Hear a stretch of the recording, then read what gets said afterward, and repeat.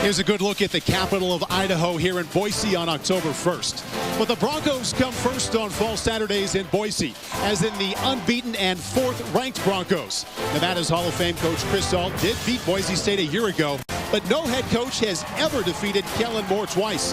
Speaking of two, Boise State 70-2 here at home since 2000, and planning to move to 71-2 at the end of this afternoon. Boise State head coach Chris Peterson looked at us in his office yesterday and said, revenge is not a factor today. In fact, the word revenge has not been used all week. But even he would have to admit, because of his team's number 4 ranking and 33 consecutive wins here at home, and the fact that they were upset at Nevada a year ago, this game does have a little extra meaning and a whole lot of national interest. And oh, by the way, Heisman hopeful, the senior Kellen Moore, also performing today, and he got started just as we all expected he would. Week 1 in the big game at Georgia, 28 for 34. How's that? 3 touchdowns, 1 pick, and an impressive 35-21 victory. Wins followed at Toledo and also at home against Tulsa last week. He's completing 79% of his passes, and it's not just the individual numbers that come easy to Kellen Moore. Wins rolling right along. Already past Peyton Manning. Look at this company he's keeping. Andy Dalton up next. Colt McCoy in his sights. Later this month, he just may become the all-time winningest quarterback in the history of Division I football. I know, Sean King, that you can appreciate everything that he has done so far this season and in his career. What do you like the best about Kellen Moore? He's been really good. In Kellen Moore, Chris Peterson has an autopilot at quarterback. All he has to do is punch in the correct coordinates, sit back, and enjoy. I think Kellen Moore is the best player in college football. Nevada coach Chris Salt had a Kellen Moore-type performer a year ago in Colin Kaepernick. He's now a San Francisco 49er. With him gone to the NFL, what's the quarterback situation look like without him? Last week, they inserted freshman quarterback Cody Fajardo. He's not available today. Tyler Lantrip, a fifth-year senior, will have to find a way to end and complete some of these Nevada offensive drives with points. Hey, Chris Peterson can tell his team, he can tell us it's not about revenge today, but because of the upset, the way the game played out last November, we remember very well Nevada's upset win over Boise State. Kyle Brodsman to win it. No good! We're going to overtime! Unbelievable! He missed it again! Snap down, here it comes. It's good! Nevada wins! The Boise dream is over. Everybody is on the field.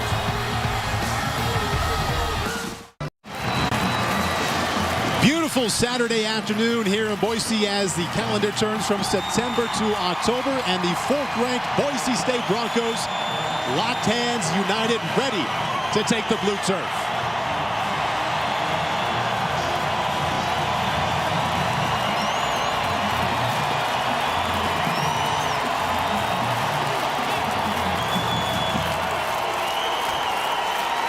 Victories over Georgia in the Georgia Dome, and also at Toledo and at home against Tulsa, now behind the 3-0 and 4th-ranked Boise State Broncos, and the Nevada Wolfpack dead in their sights. Remember, a year ago, it was the only loss that Boise State suffered in overtime at Nevada.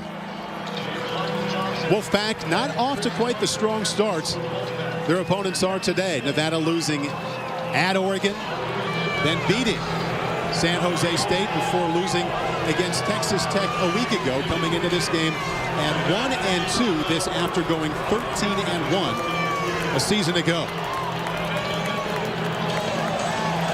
Nevada without major players from a year ago at quarterback Colin Kaepernick, and also at running back Vi Tawa, and a 3rd-round pick by the Cincinnati Bengals, the active leader.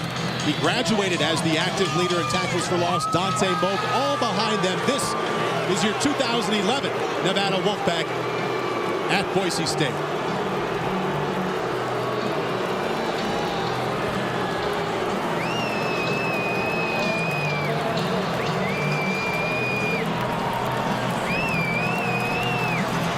Anthony Herron is the 3rd member of our team, and he joins us now from the sideline. Paul, I know you and Sean, you two former quarterbacks, you've been really excited all week about watching Kellen Moore work his magic today, and with good reason. But I am equally as giddy about watching one of the most productive defensive fronts in all of college football put in work down here on the Smurf turf today. And they're led by defensive tackle Billy Wynn, and off the edge, they've got Shea McClellan. They're actually number 2 right now as far as active sack duels, with 29.5 career sacks between the two of them. And they employ what I like to call a group rush mentality, where no one individual gets featured consistently because they all find different ways to be so effective. And one little separate note here about the Smurf turf. I just found this out a moment ago. It's known that the Smurf turf actually reflects light in a separate way, and it's over 90 degrees on the field today. Now, each team has played in warmer climates so far this season, mid to upper 90s, but as far as today's game being low to mid 90s expected after kickoff, the Smurf turf apparently may play a factor in the conditioning of these two teams. Kind of a rare matchup here between Nevada and Boise State. It's actually a non-conference game. In past years, it had been a WAC game. Next year, it'll be a Mountain West Conference game, as Nevada will join the Mountain West Conference. But today, it's 1-2 Nevada at 3-0 Boise State, number 4 Broncos, in a non-conference matchup, and a bit of a rematch of one of last year's best games in college football, when Nevada found a way to defeat Boise State. Its only defeat in overtime in Reno. Boise State did win the toss. They deferred, and Nevada will get the ball. What are you looking forward to seeing here with this Nevada offense, Sean King? I think they have to come out initially and establish their rushing attack. Chris Alt wants his quarterback, Tyler Lantrip, to really be involved today in that Nevada rushing offense. Nevada's first game, or they've gone 154 games without a kickoff return for a touchdown. Back deep, Duke Williams is number 20. He is also a starting safety.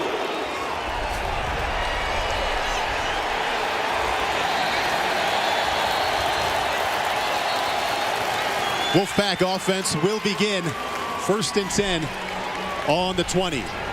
Veteran group up front, led by the left guard, number 75, Chris Barker. As far as backs and wide receiver, the senior, number 15, Rashard Matthews, is the leading receiver for Tyler Lantrip. As you mentioned, Sean, earlier at the top of the broadcast, yards have been coming pretty easy for this team. It's just the points that have been a bit of a struggle. And Paul, Nevada is 7th nationally in running the football, averaging 285 yards per game. This is Mike Ball out to the 23-yard line. Tackle made by Shea McClellan, and that's a gain of 3.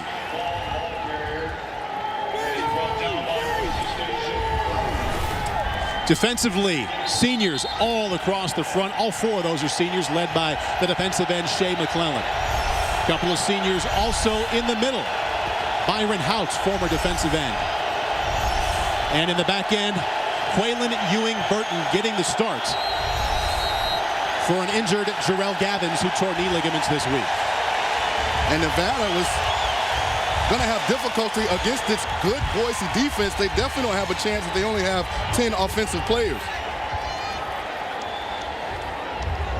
And to understand exactly what Chris Peterson is going to see from this Nevada offense, we need to get into a little bit what Nevada is without this year, without Colin Kaepernick and also Vi Tawa. They set an NCAA record for most career rushing yards and touchdowns by 2 teammates. Kaepernick, the quarterback, Tawa, the running back. So huge shoes to fill for Tyler Lantrip and also Mike Ball. And Paul, I don't even know if it's realistic to think that a quarterback could fill the shoes of Colin Kaepernick. There are not a lot of Collins running around America. He was an unbelievable athlete, and his production was tremendous and significant. I think what Chris Alt wants is Tyler Lantrip to develop his own identity in this pistol offense. 2nd down 8 for this pistol offense. Inside give once again, and again that Boise defense strong. A gain of only 3 to bring up 3rd down and 5. And Paul, we're going to say pistol offense throughout this football game. It's something that Nevada head coach Chris Alt came up with in the spring of 2005. And it implements a lot of different aspects. The quarterback's in the shotgun, but the running back is directly behind the quarterback so that the offense can maintain that north-south running game. That running back is Mike Ball. Lantrip to the air, had out of the backfield Shane Anderson. Would have had a 1st down, overshot him, and it'll be 4th and 5.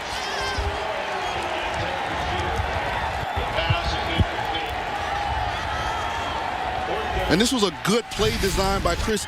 Both receivers are going to release inside. Anderson is going to end up in the flat, and this is a ball that Tyler Lantrop, who is a fifth-year senior, and he's known to be a passing quarterback, you have to complete those throws. If you really want to upset the number 4 team in the country on the road, you have to make sure you complete the things that are right in front of you. Jake Hurst punting, Mitch Burrows receiving. Boise State's defense now with 17 3-and-outs in a little over 3 games. Burrows has some room around the right side, and a big block, but a flag will follow that block. And a big return will come back for a Boise State block in the back. That return is 22 yards.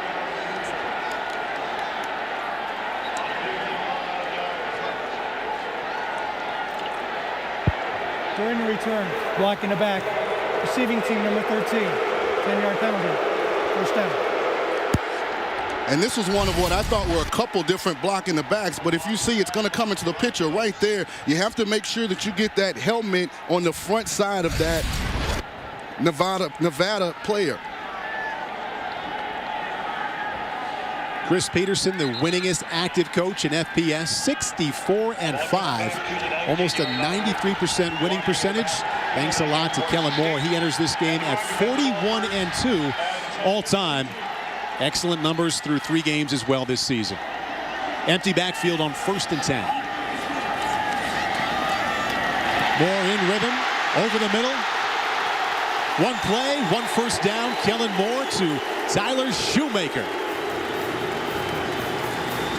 And this is just an inside slant route. Good job by Shoemaker of getting inside of the Nevada defender. Great ball placement by Kellen Moore.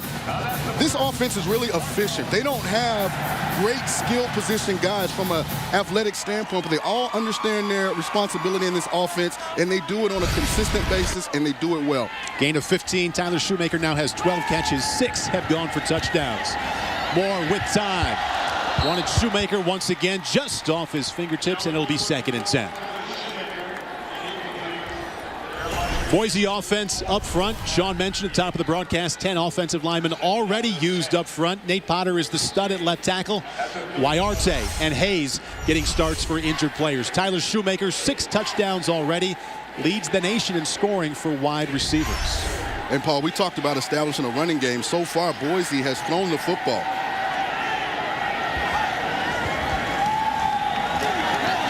Nevada defense there to bring down Doug Martin in the backfield. That's a loss of 5. Brett Roy leads the WAC in sacks and tackles for loss, and there you see why. And Brett Roy does a good job of getting upfield penetration against this outside zone running play by Boise. He's a guy that really wants to emerge onto the national scene as a good player. Has 4 sacks already this season for this Nevada defense. Has been a lone bright spot among that front 4. In 2010, 50 tackles, 14.5 tackles for loss. Not all conference, though. Big motivation for Big 47. Kellen Moore again with time and in rhythm. And Mitch Burrows couldn't come up with it. Hit him right between the 2 and the 0. And the Nevada defense catches a break. Good route by Mitch Burrows. Mitch Burrows is almost the Wes Welker of this Boise offense. They will utilize him all around the field.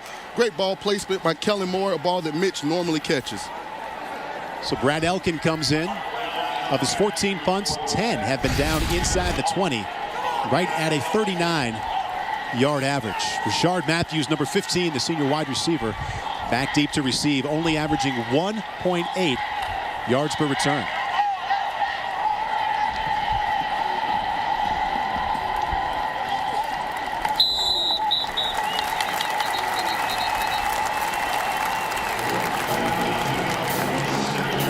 Penalty marker down at the 33-yard line. 46-yard punt. Holding, receiving team number 7. 10-yard penalty from the end of the kick. First down. Timeout. Get our second look at the Nevada offense. It's early in Boise, and we're scoreless. The talent of Mike Ball, but he's had to earn that trust, and it didn't really come until this year. And he's emerging as the season progresses. Chris Ault still feels like he has not found the running back he can depend on for 30 carries a week. Actually, he's very high on a sophomore back, Stephon Jefferson. There's Ball once again, and that Boise defense in the backfield for a loss. of 1. Tackle made by defensive end Jarrell Root. And one of the challenges for this Nevada offense with Tyler Landrum at quarterback is he's not a great runner of the football. And what happens is the defense understands that, and they place a lot of attention on Mike Ball and the running backs. Chris Alt wants Tyler to become a bigger part of this rushing attack. 3rd down and 7. Broncos bring 5, get to him. Penalty marker is down. Pass broken up by Jamar Taylor, almost intercepted by Jamar Taylor.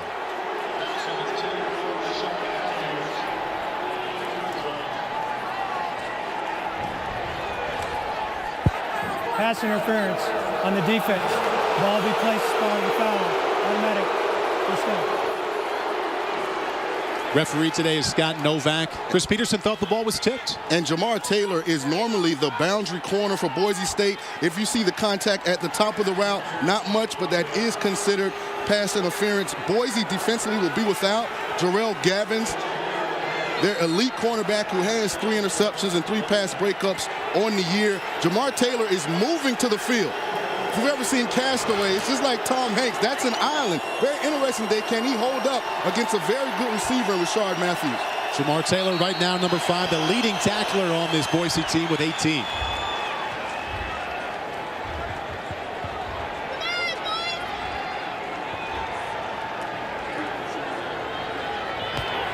Previous play is under review.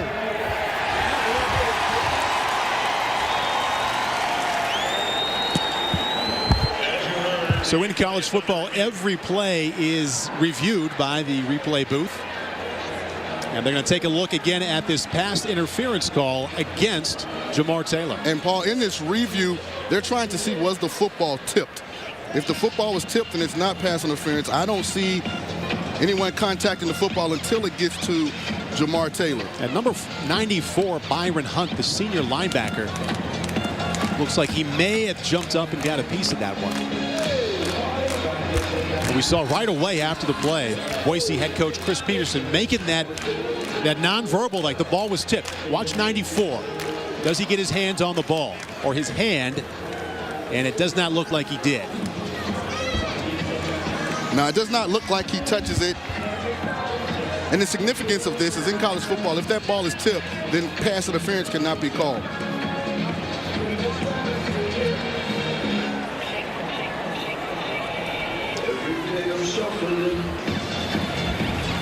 Pete Kwiatkowski, the defensive coordinator for Boise, called his 6-foot linebacker Byron Hunt a 1950s style linebacker. And to me, that means he doesn't have a great vertical jump. I was going to say. We saw it there. Byron has a 1950s vert.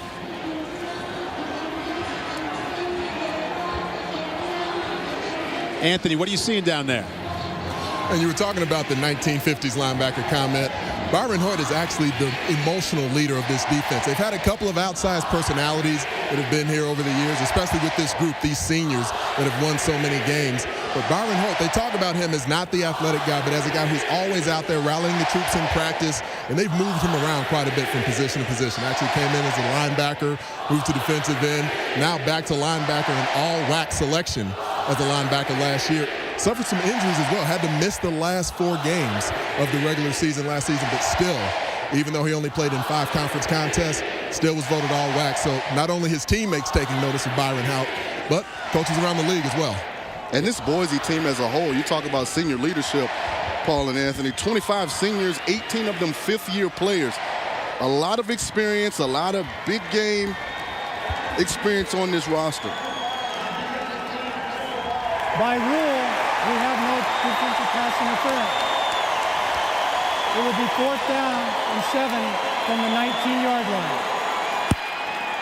So referee Scott Novak saying that number 5 Jamar Taylor did tip the football. Clearly number 94 did not tip the ball. I don't think they got that call right, Paul. Because the pass interference was called on Jamar. And the interference happened before he touched the ball. Yeah, they might have missed that one. Okay. Because Byron Hoyt definitely did not tip the football. Jamar Taylor did touch it, but the touch came after the contact. This is where we are, though, with the punt team on. Boise State forcing its 2nd 3 and out. Jake Hurst back to punt for the second time today.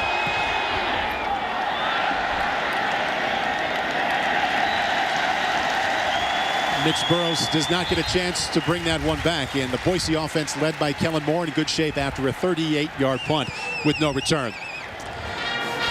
We all know about the Smurf turf, the blue field here in Boise, but it's not the only one of its kind. Eastern Washington has a red field, Sean King, and how about this at Central Arkansas? Purple and silver. And last year, Oregon State getting ready to come play at Boise, painted a practice field blue. Didn't help. It did not help. Can't blame them for trying. We've learned a lot about this blue field since we arrived on Thursday. One of the preconceived notions that I had that turned out to be false was that they had to cover it in the winter because the birds would come down and land as though it was a lake. Somebody got you on that one. They did. I wonder how hot that Eastern Washington red turf gets, though, as I told you guys in the pregame, where the Smurf turf supposedly radiates heat in a different way.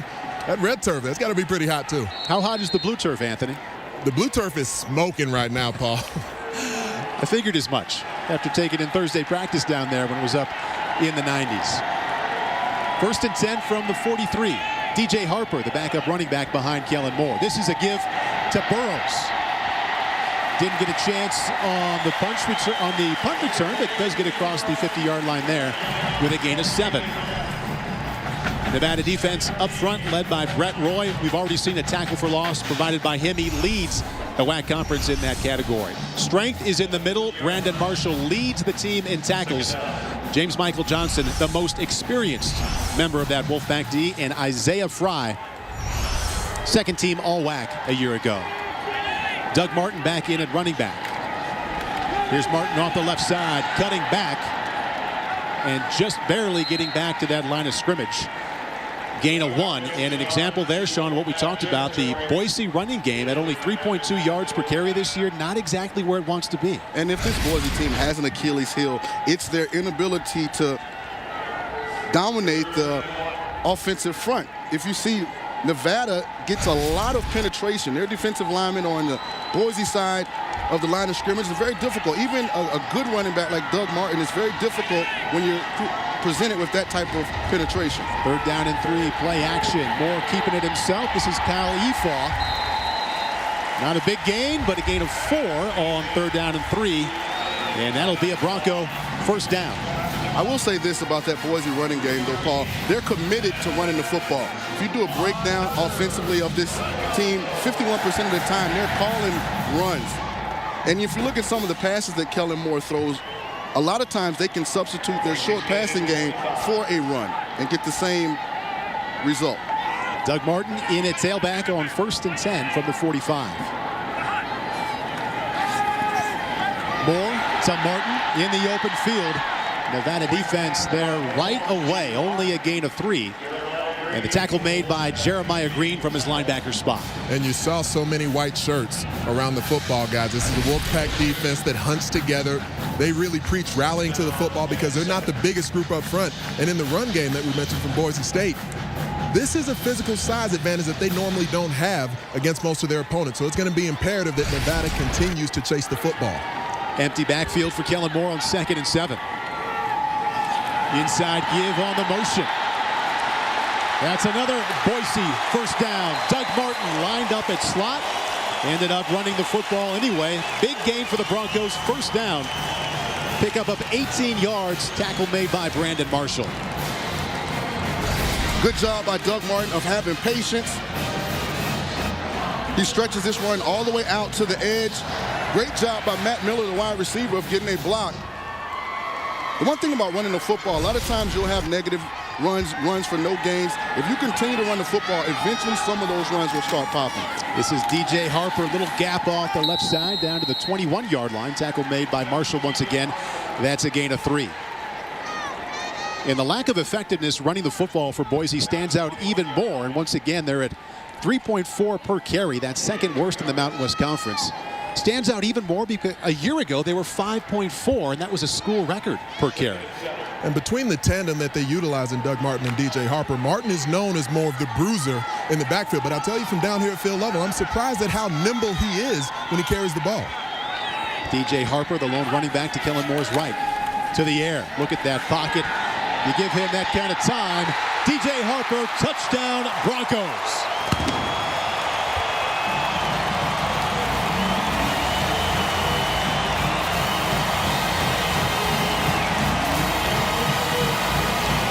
And Paul, Kellen Moore saw this matchup as soon as the ball was snapped. His running back, DJ Harper, gets matched up against Nevada linebacker James Michael Johnson. He likes the matchup. Anytime you can get an elusive running back out in the open field against one of those linebackers, it's generally advantage offense. 21 yards, Kellen Moore to his tailback, DJ Harper. Kellen Moore, the Broncos on the board. A strike. 7-0, Boise State leads. Every week, Versus dives deep into the National Football League. Go inside the locker room and also on the field to see and hear which turning points altered the week's most important games. NFL Turning Point, tonight, 11:30 Eastern on Versus. Kellen Moore to his backup tailback, DJ Harper. 7-0, Boise State leading with 7:37 left in the first quarter. Back deep, couple of defensive backs. Khalid Wooten, the corner for Nevada, and also Duke Williams, starting safety. 5 yards deep. Williams keeps it himself, and the Nevada offense will get its third crack yet to pick up a first down against this Boise State defense. And so far in the football game, Paul, Nevada has not tried to attack the edges of this Boise State defense running the football. Everything has been between the tackles. It's been north and south, downhill. Billy Wynn and Chase Baker are really good defensive tackles. If I'm Chris Alt, I'm going to try and get on the edges a little bit and get Mike Ball, see if I can get him to the second level. See Doug Martin, the starting tailback here for Boise State, being stretched out. Checking the legs there on the sideline. This is first down and 10, Nevada on the 20. Boise brings the blitz. Lantrip keeps it himself, does a nice job of getting out to that 26-yard line. Tackle made by Chase Baker, and that's a gain of 6. Important point that Sean just made there about attacking the edges, because that's where, in the run defense, we've seen Boise State struggle a bit at different points. But without Cody Fajardo in the lineup at quarterback, we've seen their freshman quarterback do some amazing things running the football. A lot of that off plays going outside, and without his speed and explosiveness in there, it's going to be important for Tyler Lantrip to do what he just did. Second down and 5. The tailback is number 5, Mike Ball. Lantrip keeps it himself. And that's a gain of 1. Defensive end Tyrone Crawford with the tackle. So Nevada comes into this game 1-2, and unbelievably, no home games yet. At Oregon, at San Jose State, that was a hard-fought win. And then last week, almost coming from behind to win in Lubbock, losing 35-34 against Texas Tech. Third down and 3 from their own 27.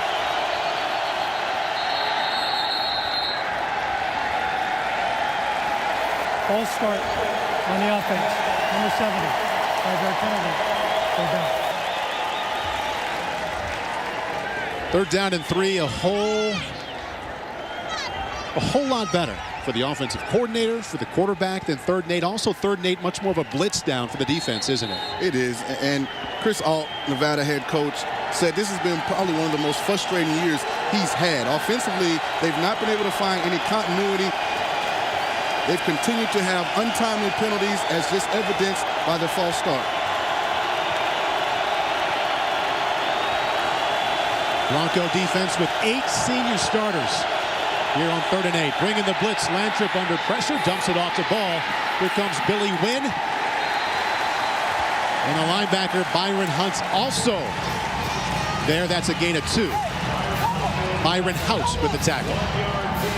Really good play by Byron Hout. He engaged the Nevada blocker, spun off, and finished the play by making the tackle. Just a good job by a guy that's kind of undersized. But if you see the spin off, which frees him and gets him to the Nevada ball carrier, Mike Ball. And they'll readily admit that Byron Hout is physically limited in the sideline capacity, but his nose for the football is maybe second to none. Jake Hurst back to punt. 3 possessions, 3 punts for the Wolfpack offense.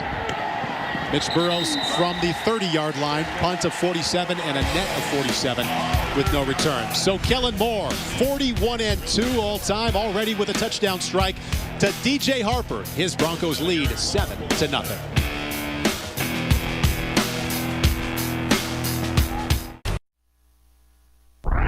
It was a good, hard-fought game like we always have with Nevada. We got out to a good lead, and they came storming back. Rolling left, throws end zone, caught, touchdown Matthews. They made a couple more plays than we did. It was a great college football game, and Nevada played better than us and deserved to win.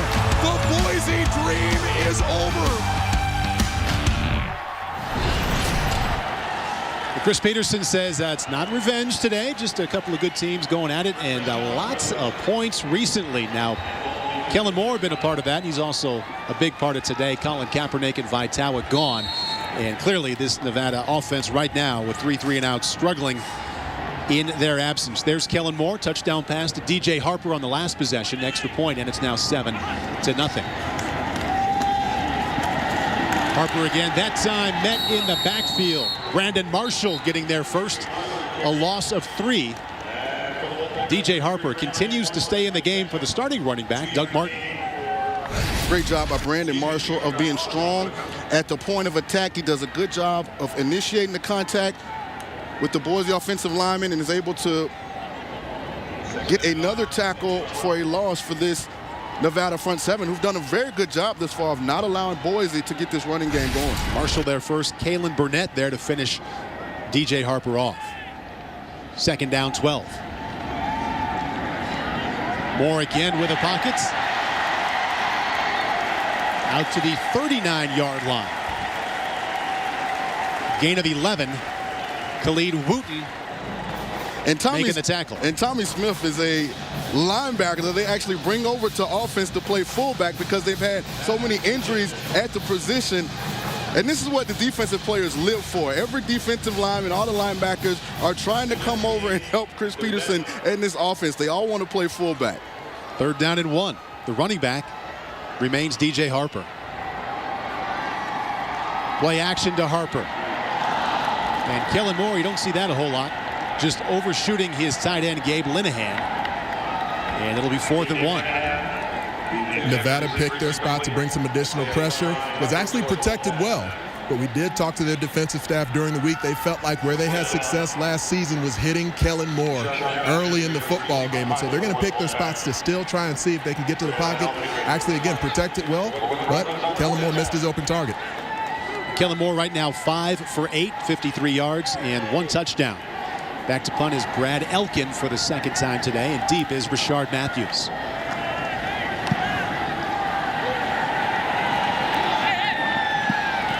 Matthews lets it hit. Boise special teams lets that one get away.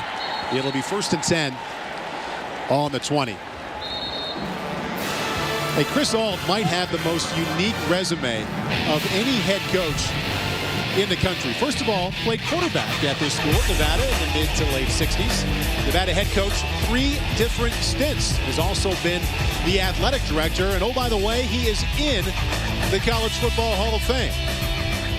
One of the most highly respected and well-liked coaches in all of college football with an unbelievably unique resume. And Chris Ault is one of only 2 active FBS head coaches who are actually in the College Football Hall of Fame. Penn State's Joe Paterno being the other.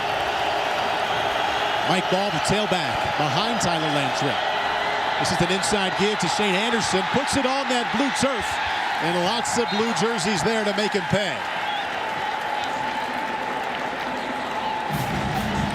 That's a loss of 3.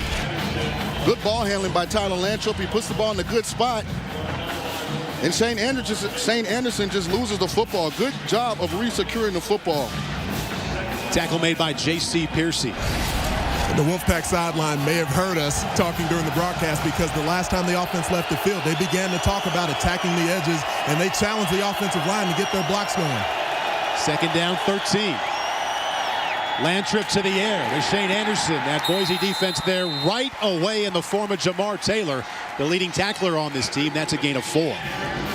And these last few plays are a good look at the versatility, the multiplicity that you get from the pistol offense, because you have the shotgun elements of the passing game, but you still get the downhill run elements as well. Oh, you can attest to this. That is a very dangerous throw. You're on the opposite hash. To throw a flat route to the right side of the field is a long throw. You're saying I would have made that throw and you wouldn't have? I think I would have chosen to throw it to someone else. 3rd down and 9. Broncos bring 5. Lantrip with time. Doesn't see what he likes. Sees some open blue turf and just enough for a Wolfpack first down. Gain of 9. That's the first Nevada first down of the game. Tommy Smith running him out of bounds. This is a good job by Tyler Lantrip. No one's open down the field. Doesn't force the football. Now, understanding down and distance, he recognizes what he needs to achieve to get the first down and gets it done. First down and 10 from the 31.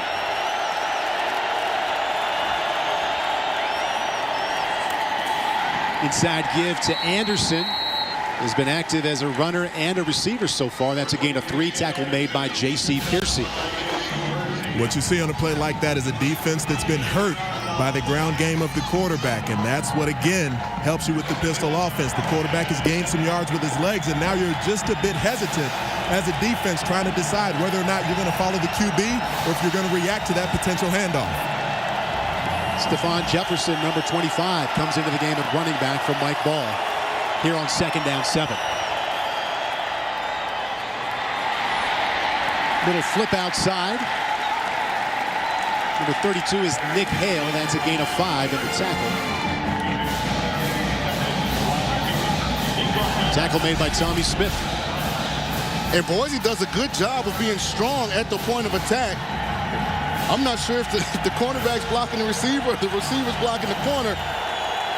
But George Ialoka does a good job of forcing that quick screen back inside where he has help on the defensive side of the football. The receiver there for Nevada was number 82, Trey Session. And it's now 3rd down and 5. Lantrip with time and misfiring. Shane Anderson, the intended receiver. And for the 4th time here in the first quarter, we will see the Nevada punt team.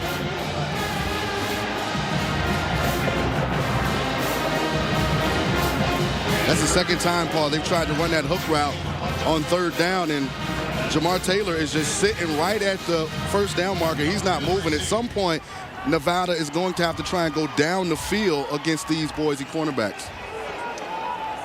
That was Nevada's starting tailback, Mike Ball, being looked at on the Wolfpack sideline. Mitch Burrows back deep to receive. Jake Hurst with the punt.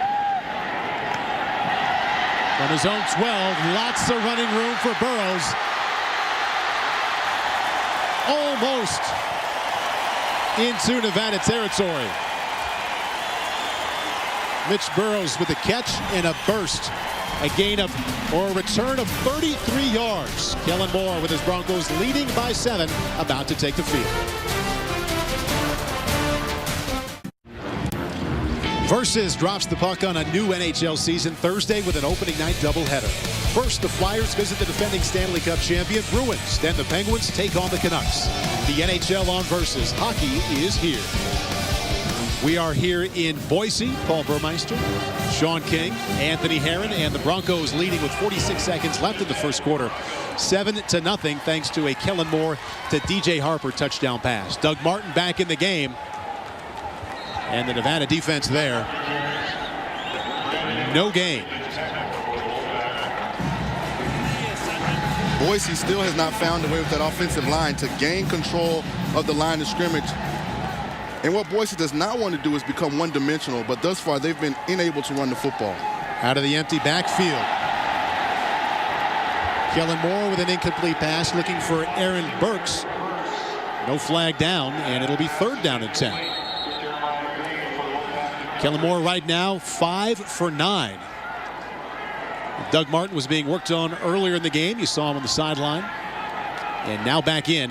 DJ Harper had been filling in well for him.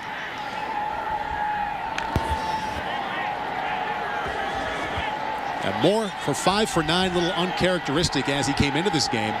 79%. This is 3rd down and 10. And they're about to get all-out pressure. It's going to be man-to-man across the board. Can Kellen find someone that's open? Does the right thing, just catches it, gets rid of it against that man coverage, Matt Miller. The freshman didn't have a chance at that one. Coverage provided by Thaddeus Brown. Good job by Thaddeus Brown of not letting Matt Miller get a clean release off the line of scrimmage. And this is a missed throw by Kellen. Again, on those deep balls, you want to give your wide receiver an opportunity to catch the football.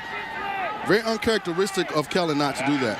Uncharacteristic of this offense as well in the first quarter already with its third 3-and-out. Brad Elkin back to punt and Rashard Matthews to receive. Matthews with a fair catch at the 11-yard line. 9 seconds remaining in the first quarter with Boise State leading Nevada 7-0. Now we've had 4 different looks at this Nevada offense, Sean and Anthony. Anything that you've seen that has surprised you, or anything you'd like to see moving forward that they've not done yet? They're starting to have some success running the ball on the edges of this Boise defense.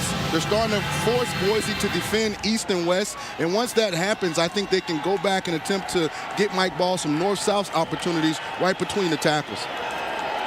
Anthony? I believe what Boise's going to have the opportunity to do is to try and switch the tempo of this game. That's what you tend to see the Broncos do. They'll start to go no huddle as they move forward and tire out that defense. Stephon Jefferson does not get the handoff from Tyler Landtrip. Wasted play for that Nevada offense and a loss of 3. A play that'll be the last of the first quarter. This bad ball handling doesn't look like Stephon Jefferson is anticipating getting that football. Tyler Landtrip's read told him to give the football to the tailback. I'm sure Chris Alt will get that situated as they come to the sideline. That's the end of the first quarter with Boise State leading Nevada 7-0. We'll return to Bronco Stadium after these messages. You're watching college football on Versus.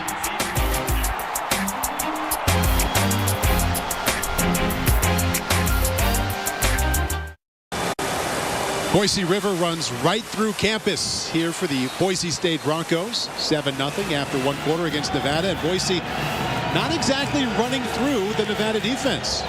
They've struggled to establish a running game. 7 carries for only 22 yards. They've really been one-dimensional. Wolfpack offense now 2nd down 13. Tyler Landtrip with the play action. Keeps it himself, run right out of bounds. Making the start is Quaylen Ewing-Burton for the injured Jarrell Gabbins. And this is the one part of this pistol attack that really misses Colin Kaepernick. In the pass, Paul, if Kaepernick would have got on the edge, this would have been a 15, 20-yard game. Tyler Landtrip just does not have the same foot speed. Well, Chris Alt saying where Tyler Landtrip gets you 7, Cody Fajardo can get you 15. Not playing with the injured left shoulder. It's 3rd down and 12.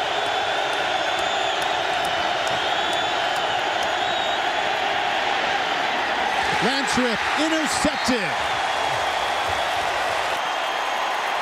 J.C. Percy giving the ball right back to Kellen Moore in the Bronco offense. And Paul, J.C.'s going to get all the credit, but this is a result of great pressure by this Boise defensive line. If you see great inside move by the defender, forces Tyler not to set his feet, makes an inaccurate throw. It results in a turnover for this Boise defense. And that's the down and distance that has to be avoided by the Wolfpack, because when this defensive front from Boise gets blood in their fingertips, there's no one in college football that can block him. Great inside move by Shea McClellan, a young man who has 16 career sacks, already has 2.5 this year. Very good at rushing the passer in 3rd and long situations. Doug Martin in at tailback, and Doug Martin putting his head down just across right at the 15-yard line for a gain of 3. Boise State 13 out of 16 red zone success. All 13 of those scores touchdowns. See, Tyler Landtrip right there now has 3 touchdowns, or 2 touchdowns and 5 interceptions this season already.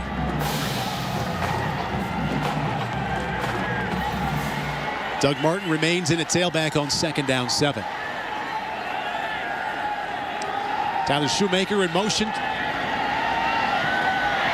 And Moore just fires it, going to give that one right back. Jeremiah Green says thank you very much from his linebacker spot. 2 plays after a Landtrip interception, Kellen Moore with his 3rd of the season. And because of how successful Kellen Moore is, you would think that there's no aspects of his game that need working on. But Brent Pease, offensive coordinator, said his pocket awareness and being over-aggressive are 2 of the things they're trying to work on with Kellen. If you see moves in the pocket but doesn't quite move enough, and then sometimes you just have to understand that the defense makes the plays, gets a little too over-aggressive, underthrows the football, it results in a Boise turnover. Really well executed pass rush there from Kalen Burnett. The Wolfpack had been waiting on him to emerge. He's been a guy that's moved from linebacker to defensive end, and they like his speed and think he has big playability. See the knee brace on Kellen Moore's right knee. He injured that knee at Toledo. Wore it last week against Tulsa, wearing it again today. Coaches say it's precautionary. Kellen Moore says it's just a doctor thing. Tyler Landtrip. Ooh, late penalty flag. As he wanted Rashard Matthews down the left side here. Jamar Taylor on the coverage. And he appears to be guilty of pass interference. Paul, this may be a makeup call for the call earlier that I don't think they got right. On the defense, number 5. Because there is a little contact, but Rashard Matthews actually just almost runs out of bounds. I mean, there's not a lot of contact between Jamar Taylor and Rashard Matthews on that play. 1st down and 10, Nevada at the 24. Mike Ball, the tailback, behind Tyler Landtrip. Mike Ball up the middle. Boise defense swarming in on him. Gain of 2, and the tackle made by Dextrell Simmons, the nickelback. This is the tempo that Nevada will need to operate at, because Tyler Landtrip, he's the only quarterback that they're hoping to see in the lineup today. So the hurry-up suits more his freshman counterpart, Cody Fajardo, who's not playing. But for Landtrip to get in the rhythm, he's going to need Mike Ball carrying that ball behind him. Mike Ball is the tailback behind him right now. On 2nd down 8. Pressure provided by Baker. Forcing Landtrip to get rid of it early, and it'll be 3rd down and 8. When I talk group rush mentality, it's because everyone in this front can bring it. Even a talented guy like Chase Baker, right there at the nose position inside, slid the protection. And when you don't block someone, especially someone as talented and athletic as Chase Baker, he is going to put heat on the pocket. Shea McClellan and also Billy Wynn more highly decorated on that front, but Pete Kwiatkowski telling us yesterday he was the best D lineman by the end of the year. Pressure again to Landtrip, forcing the early throw. And another incompletion. Great job by Tyrone Crawford. If you see, he's going to make an underneath move on the tackle, gets to the quarterback, forces Tyler to throw the football before he's ready. And when I'm talking D-line play, I don't want to talk over anyone's head here, but this is artistry we're seeing up front. That term I'm using, group rush mentality, because Crawford, he's allowed to make that inside move because he's got his nose guard, his defensive tackle inside next to him that's covering his back. Every time one guy in the Boise front makes a move, there's another guy, his counterpart next to him, has his back. Jake Hurst, an active part of this Nevada offense so far. To Mitch Burrows, who lets it drop. And that'll be downed on the 19-yard line. 55-yard punt by Jake Hurst. Kellen Moore will be back at it on the other side of this break.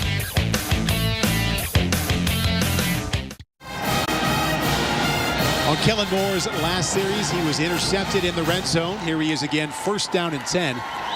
On his own 19, 12:46 left in the 2nd quarter. Back to pass, coming out of the backfield to Doug Martin, little high. And Kellen Moore, Sean, is now 5 for 12. Offensive coordinator Brent Pease said even with a quarterback as accomplished as Kellen Moore, they want to get him into a rhythm. So far, Kellen has not found that rhythm. He's been hiding some guys. He's overthrown some guys. He's even thrown a rare interception. If you notice, the first 2 passes of this drive have not been all that accurate, and Kellen Moore is getting off of this blue turf after throwing the football. Contact to the quarterback's helmet. 15-yard penalty, 1st down. And Paul, I think that's one of the reasons. The one thing when you watch the Boise tape, coming into the game, they have not given up a sack. James Michael Johnson actually hits Kellen after he throws the ball, and they get a roughing the passer call. But if you're a defense, I think you'll even take that 15-yard penalty. You want to make Kellen uncomfortable. You want to try and get as many hits as possible on the Boise quarterback. Gives it to Doug Martin, and there's a big gain for the Boise ground game right up the middle. Tackle made by Jeremiah Green, and the gain is 8. This is what can help Boise. If they're not going to go no huddle, which it appears, now they are starting to speed up the tempo. The multiple personalities they can employ offensively and be effective. Kellen Moore, plenty of time. Ball batted down at the line of scrimmage. And Kellen Moore, guys, he's now 5 for 13 as the ball batted down by Brett Roy. And 5 for 13 significant because in 43 career starts, Kellen Moore has never finished less than 50% ever. Got to wonder how much that right knee that we saw with the brace earlier that he says is only a doctor thing. The coaches say is precautionary. At only 5 for 13, is that knee really bothering him? He's also had 3 drops today. Should point that out. Doug Martin is the running back. And he has man-on-man coverage up here. I wouldn't be surprised if he took an opportunity at that matchup. There you go. Good call, Sean. Took a shot and completed to Matt Miller. Gain of 8. And a Bronco first down. This is a stop right by Matt Miller. You want to make it look like a takeoff. Does a good job of coming out of it at the top. Pretty good coverage by Khalid Wooten, but even a better throw by Kellen. Well, this is a fast-paced no huddle, and that's Doug Martin around the left side. Gain of 9, tackle made by Marlon Johnson. And Anthony talked about the different personalities of this offense. Very rarely do they huddle, but they do have different tempos when they come to the line of scrimmage, and right now they're in their fast, up-tempo pace. Doug Martin, the star of this series, and there you see why. Putting his head down. Another Bronco first down, this one to the 35 after a gain of 4. Jeremiah Green, he had the interception earlier with the tackle. And Nevada D coordinator Andy Boo, he was concerned about this. He was worried that his defense could not even get lined up correctly when Boise went to this up-tempo offense. Moore back to the air.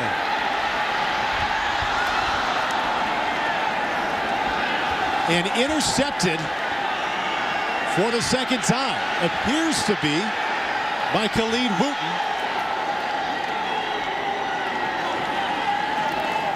And it is Kellen Moore's Nevada, touchback. His second pick of this quarter. And again, you're just not used to seeing Kellen Moore make bad throws. This is not necessarily a bad decision, but if you're going to throw that football, it has to be to that back pylon where either Matt Miller makes a great catch or it's an incompletion. Now, would you be upset with Matt Miller there? Did he make the kind of effort one-on-one that you would want as a senior quarterback?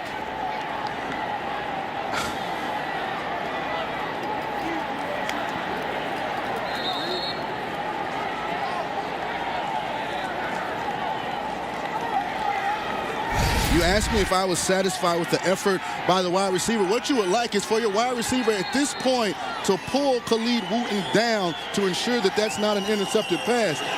But in Matt Miller's defense, you're not used to bad, inaccurate passes coming your way, so it might have caught him by surprise. You couldn't have executed much better if you're Khalid Wooten in that situation either. Really squeeze the fade route as you're taught to do as a corner. This is Mike Ball. He has a Nevada first down after having his left ankle worked on and retaped earlier in this half. That's a gain of 12.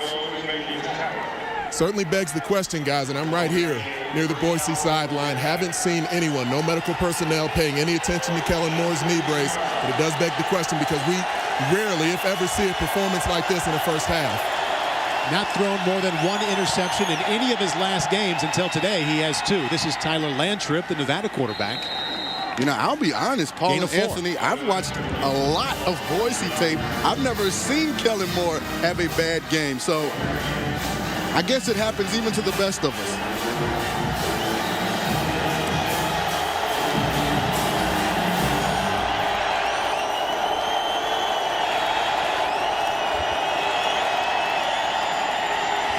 Second down 6, backside pursuit for that Boise defense.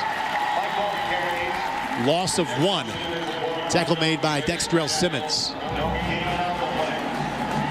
And And Mike Ball, who was having that ankle worked on earlier, is noticeably limping. Doesn't seem like he's at full go. Kellen Moore did play last week with a knee brace and also played very well.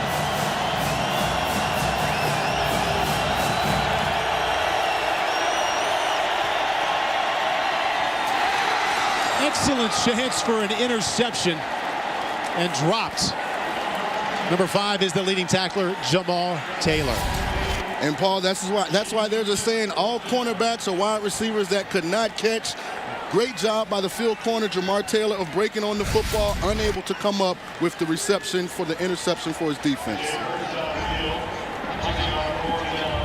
Jake Hurst back to punt once again for Nevada, and Mitch Burrows going to receive for Boise State.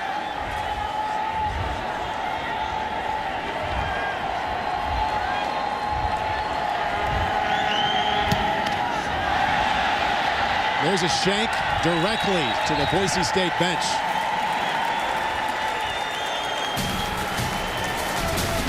.950 left in the second quarter.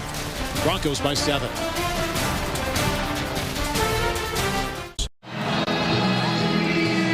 Kellen Moore and the Bronco offense finding the going tough against this Nevada defense. Leading just 7-0. .950 left in the second quarter. Back to the ground game. This is Doug Martin. Excellent job of staying on his feet, fighting for extra yardage right at the sticks for a gain of 10. Tackle finally made by Marlon Johnson. Excellent individual effort by Doug Martin. He's one of those running backs that has great lower body strength. Very difficult for that initial defender to bring him down. Good job by Doug of creating something when really nothing was there. Nevada is still doing a good job of not giving him openings, but sometimes when you have backs that are as talented as Doug Martin, he can make things happen on his own. There he made Nevada's active leading tackler James Michael Johnson miss. Nice pocket around Moore underneath the Shoemaker. Good decision. Gain of right at 10 yards. Tackle made by Brandon Marshall. Well, that's Kellen Moore just making it look easy. Had the time. Nice decision to come underneath. And that's what we've become used to seeing with the senior quarterback. DJ Harper now back in at tailback, the backup to Doug Martin. He has the only score of this game, 21-yard touchdown reception from Kellen Moore. Off the left side, and James Michael Johnson there to meet him. Gain of 1. Brett Roy also there. And when you see Kellen under center, Boise setting up something for later. This Nevada defensive line is doing a good job of getting penetration. The next time Kellen goes under center, I wouldn't be surprised if there's some kind of play action pass, deep route down the field and try and take a shot. Doug Martin now back in at tailback to Kellen Moore's left on 2nd down 9. Nevada brings the pressure, and Moore knows right where to go with it. Lays it off to Doug Martin. Tackle made by James Michael Johnson, but that's a gain of 5. One of the things that Kellen Moore is really good at is picking up pressure that comes from the edges. He does an excellent job of understanding where his hots are, which receiver should get the football based on what the defense does. I think it's important that Nevada try and create that pass rush from the inside out. 3rd down and 4. Mitch Burrows in motion. Moore comes right to Burrows, a little bit behind him, but Moore to Burrows for a 1st down and a gain of 6. That's the ultimate pass rush neutralizer. When you get the football out of the quarterback's hands as quickly as we're seeing Boise doing right now, the speed that Nevada's been able to bring off the edges, it's ineffective now. You can't get home as a pass rusher when the ball is gone. Gain of 5, 1st down and 10 from the 25. Doug Martin around the left side.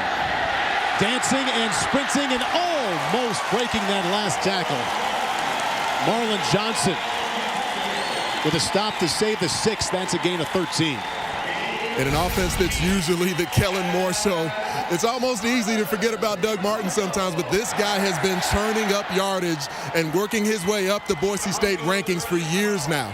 And it's been with runs like that. It's not always block great, but he's got the hunger when he carries the football. 10 carries for 63 yards. Boise fans happy to see a 6.3-yard average for Doug Martin. 1-2 penalty flags in. James Michael Johnson making the tackle on Martin. Flag on the play.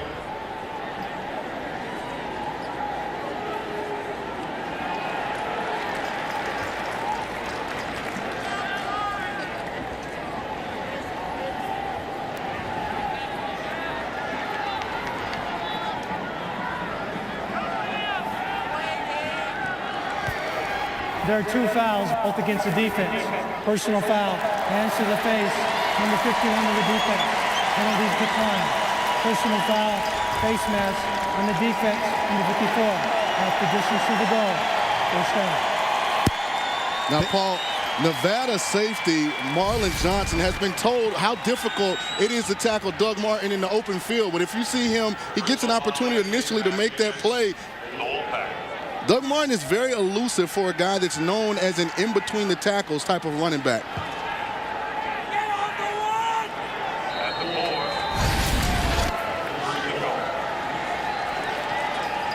Doug Martin a year ago, first team all-WAC with 1,260 yards and coming into this game. Lagging a little behind the standard he set at 3.2 yards per carry, but having a big afternoon with 11 rushes for 71 yards. Doug Martin putting the head down, and James Michael Johnson coming up with a stop, a gain of 1. And this has been Tyler Shoemaker territory. Austin Pettis, the outstanding Boise receiver who's gone on to the National Football League, for the last 2 years was Kellen Moore's red zone target. Those two combined for 22 touchdowns. Tyler Shoemaker had 6 coming into the game, and this is generally where they try and find him. His tight ends, Efaw and Linehan, have a combined 4 touchdowns as well.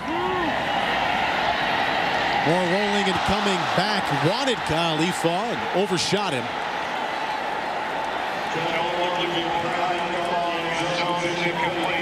And this is a good job by Efaw. If you see, he's going to come and delay and come along the back of the end zone. He's actually by himself and open. A ball that Kellen should put some air on, and a very easy throw for a quarterback of Kellen's accomplishments. But again, it just seems that he's a little off today with his accuracy, which is very surprising because when you evaluate him and watch him on film, he generally makes all of the gimme throws. Right now, 9 for 19, and again, he came into this game at 79%. This is 3rd down and 3, 10th play of this drive. More back to the air. Matt Miller, touchdown, Boise State.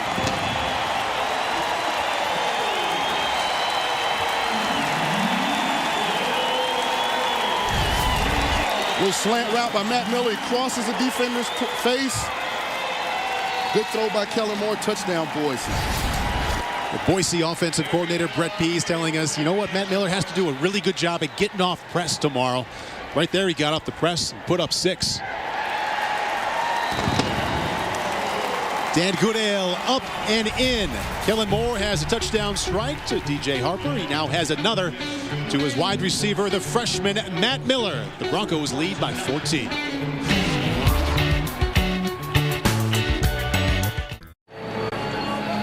For the first time on Versus, a UFC title will be on the line live tonight at 9 o'clock Eastern. 2 of the fastest mixed martial artists will collide. Demetrius Johnson looks to dethrone the Dominator, Dominic Cruz, for the UFC bantamweight title. It's the UFC live and free tonight at 9 o'clock on Versus. And here at Broncos Stadium, it is the Broncos leading 14-0. Khalid Wooten back to receive. Boise kicking off just moments after the Kellen Moore touchdown pass to Matt Miller, his second of the afternoon. The first went to DJ Harper. Trevor Harmon to kick off for the Broncos. This is Khalid Wooten. And that's the Broncos special teams stepping up. Kellen Moore now with 113 career touchdown passes. That's 8th all-time, as he just passed Colt McCoy, and he is 1 away from tying Danny Werfel. That's the distance to the goal. First down.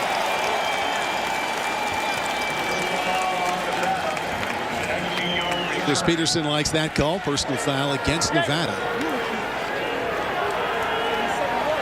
Tyler Lantrip is just a few career touchdown passes behind where Kellen Moore sits at this point. But it's going to be important for them offensively to stay in their personality.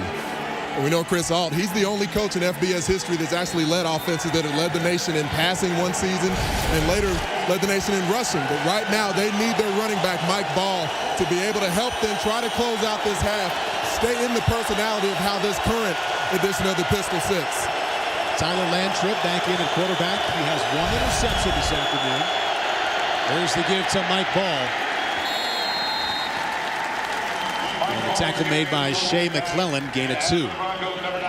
And Nevada defensively has done a good job against this Boise offense. But Tyler Lantrip has to find a way to get a few first downs for this offense. That defense is starting to accumulate plays, and the more Boise's on the field offensively, the more likelihood that they'll start to connect on some of their explosive plays. Second down 9 for Tyler Lantrip with Mike Ball, the tailback, behind him. Trey Session in motion. Session puts the ball on the turf, picks it back up. Bronco defense there to drop him. Tyrone Crawford is there. Aaron Tevis as well.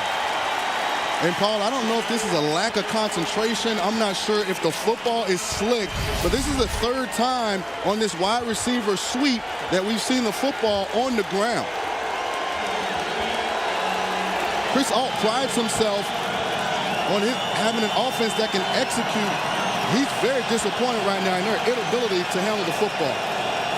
How's this for a tough situation? Third down and 15, trailing by 14. From inside your own 5.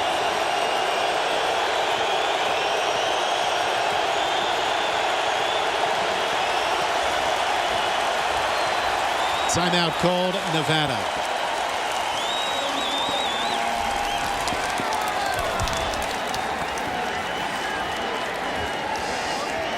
All right, Sean King, here we are, 4:23 left at Broncos Stadium, and Boise State leading 14-0. Couple of touchdown passes from Kellen Moore. And what have you seen so far from the Boise State Broncos, offensively or defensively, that's really impressed you the most? Well, I think offensively they're making an effort to run the football. They didn't have a lot of success early, but Doug Martin is starting to turn some of those 2- and 3-yard runs into 10 and 12, so that's a positive. Kellen Moore, surprisingly, has been inaccurate and not as efficient as we're used to seeing, but all it takes is a couple completions for him to get back on track. And as far as his counterpart today, Tyler Lantrip? They've not been able to do a lot offensively.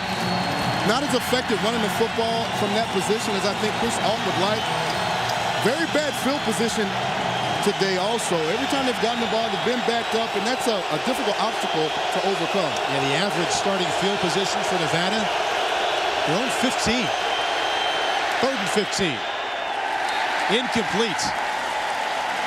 They avoid the turnover, they avoid the safety. But that's an ugly possession for Tyler Lantrip and his Nevada offense.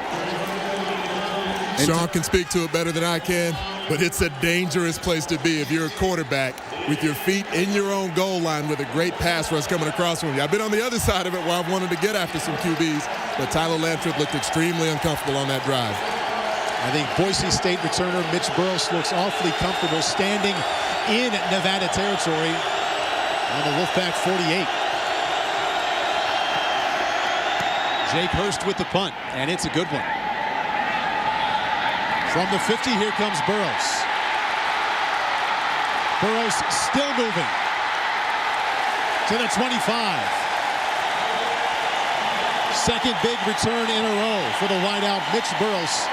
The punt was 47, but that return was 25. I like Mitch Burles. He just jumps off the film. He does so much for this Boise team. You see him here returning punts. He also runs the football. He catches the football.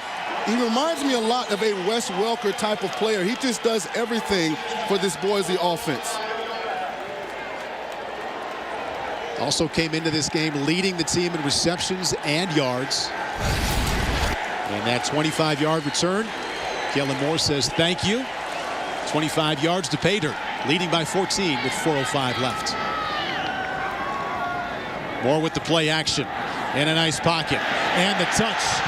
Gabe Linehan was wide open. And you're right, he had Gabe Linehan wide open. I had mentioned earlier that the next time Kellen Moore was under center, that I bet they were going to try and play action and push the football down the football field. Linehan actually runs a good route. This ball should be over in this area. Kellen throws it a little too far up the field. And as I watch Kellen, I'm not sure if I can pinpoint and place what exactly it is that's out of whack today, but he's just not been very accurate throwing the football. Doug Martin has been pretty solid on the ground. Nevada defense there to stop him that time. Tackle made by Charles Garrett from his safety spot. That's a gain of 1. As I've listened closely to this Wolfpack defense throughout the first half, it's been a very confident group. And every time they've come to the sidelines after a stop, they've been like that as well. This is a huge moment in this ball game for 3rd and long. If they can come up with another big pass rush, maybe another opportunity for them to force a field goal, they can still have some momentum going into the locker room. 3rd down and 9. Nevada defense last in the WAC, giving up 44% 3rd down conversions. Here comes the blitz. Boise picks it up. And Kellen Moore finds a way to fit that one in there to Matt Miller. Excellent job of using his body. Strong hands. It's a gain of 6. Isaiah Fry with the coverage. Good job by 4-year starter Isaiah Fry. It's obviously man-to-man coverage. He follows Matt Miller across the formation, understands down and distance. He set his feet right at 10 yards and said, if you make this catch, it will not be for a Boise first down. Chris Peterson electing to go for it on 4th and 3. Go ahead, Anthony. Kellen Moore immediately looked to the sidelines after that 3rd down and told them he wanted to go for it. There's no question. Boise 3 out of 6 converting 4th down situations this year. Moore to the air. First down, Broncos.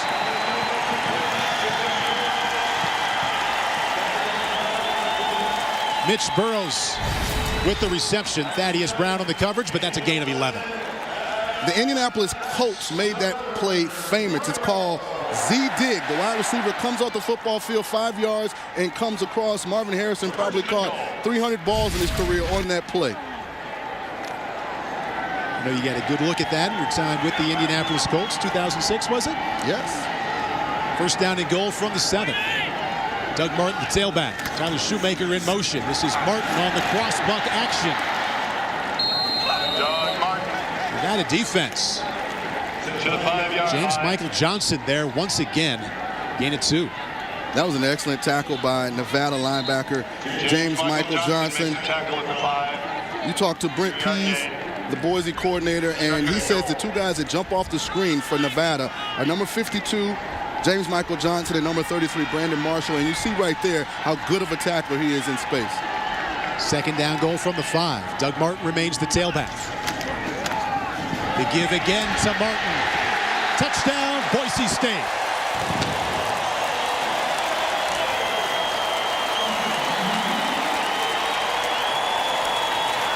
The commitment to running the football, Paul. If you just turn around and hand that ball off enough, that offensive line will eventually create some gaps. You have an elite running back like Doug Martin, positive things will start to happen. With Kellen Moore playing okay instead of his usual terrific, Doug Martin has been excellent. 2-point conversion. And the Nevada special teams there to step it up. That was Doug Martin attempting to get the 2 and failing to do so. Doug Martin just scored the touchdown, though, and his Broncos lead 20-0. Coming up, it's the Geico Halftime Report. Liam McHugh is in our New York studios. He'll be joined by Doug Flutie and Roland Williams. They'll have all the scores and highlights from a busy day in college football. And they'll also preview tomorrow night's game. The Baltimore Ravens and the New York Jets. Ought to be a great one on football night in America. We are 124 away from halftime. Failed 2-point conversion, and Boise State leads 20-0 after the Doug Martin touchdown run. Trevor Harmon to kick. Back deep for Nevada, Khalid Wooten and also Duke Williams. Wooten thought about it. Takes a knee from 4 yards deep. So far in this first half, Paul, a series of unfortunate events for the Nevada offense. Against the number 4 team in the country, you just can't get away with some of the mistakes they've made. The ball handling in the backfield, not as clean as what we're used to seeing from the Chris Alt pistol. And, of course, the Boise State defense takes advantage of that when you make those types of errors. Nevada's moved the ball, guys, but for some reason, up to this point in the season, the yardage has been there, but the points aren't coming on the board. And Anthony, those kind of negative yardage plays, they just cripple you offensively. They get you behind the chains, and you mentioned it. If you allow this Boise defensive front to stay in 3rd and long, it's going to be a long night for Tyler Lantrip. Tyler Lantrip with the give. And Corbin Laux around left end for 9 yards. Nevada offensively rushing the football very well coming into this game, top 10 nationally, but passing way down. The yardage there, but look at the difference between total offense and scoring offense. Sean King pointed that out at the top of the broadcast. Yards have come easy, the points have not. Tyler Lantrip right now struggling, only 3 for 11, 8 yards, and also an interception. Mike Ball, the tailback behind him, now inside of a minute.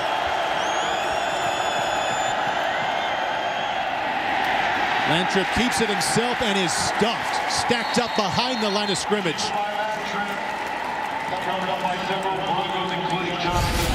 Billy Wynn there. This is a good play call. If you see, they're going to bring a corner cat off the edge.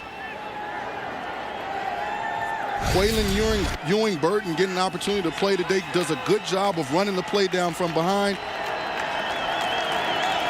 And this Nevada offense appears to be content. Heading into the locker room trailing 20-0. Just going to let the final seconds tick off. And we are at zeros after the first half. 0 also on the side of the Nevada scoreboard as Boise State leading 20-0. Kellen Moore with a touchdown to DJ Harper. Also a touchdown pass to his wideout Matt Miller. And moments ago, Doug Martin with a touchdown run. Failed 2-point conversion, and Boise State, undefeated and 4th ranked, leads 20-0. Let's go down to Anthony Herron. Chris, the passing game so far, not what we're used to seeing, but you guys have got that ground attack going. How happy are you offensively? Not very. We need to do better for sure. Defensively, pitching a shutout so far in this first half, your defensive front, as advertised so far, how do you keep that going in the second half? Yeah, we just got to keep playing hard. You know, Nevada's, they'll stick to their plan, and they got a really good run game, and we know what they're going to do, and we just got to keep playing hard and rallying to the football. Thanks a lot, Coach. Guys, we, of course, remember 17-point comeback in the second half from Nevada's last season.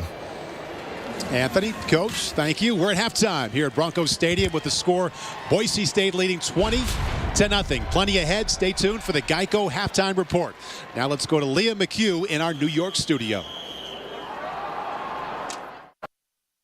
Unbeaten and 4th-ranked Boise State here at home with 33 consecutive wins at Broncos Stadium, 20-0 after the first half, and the Broncos will receive to begin the second half. Alan Hardison kicking off for the Wolfpack.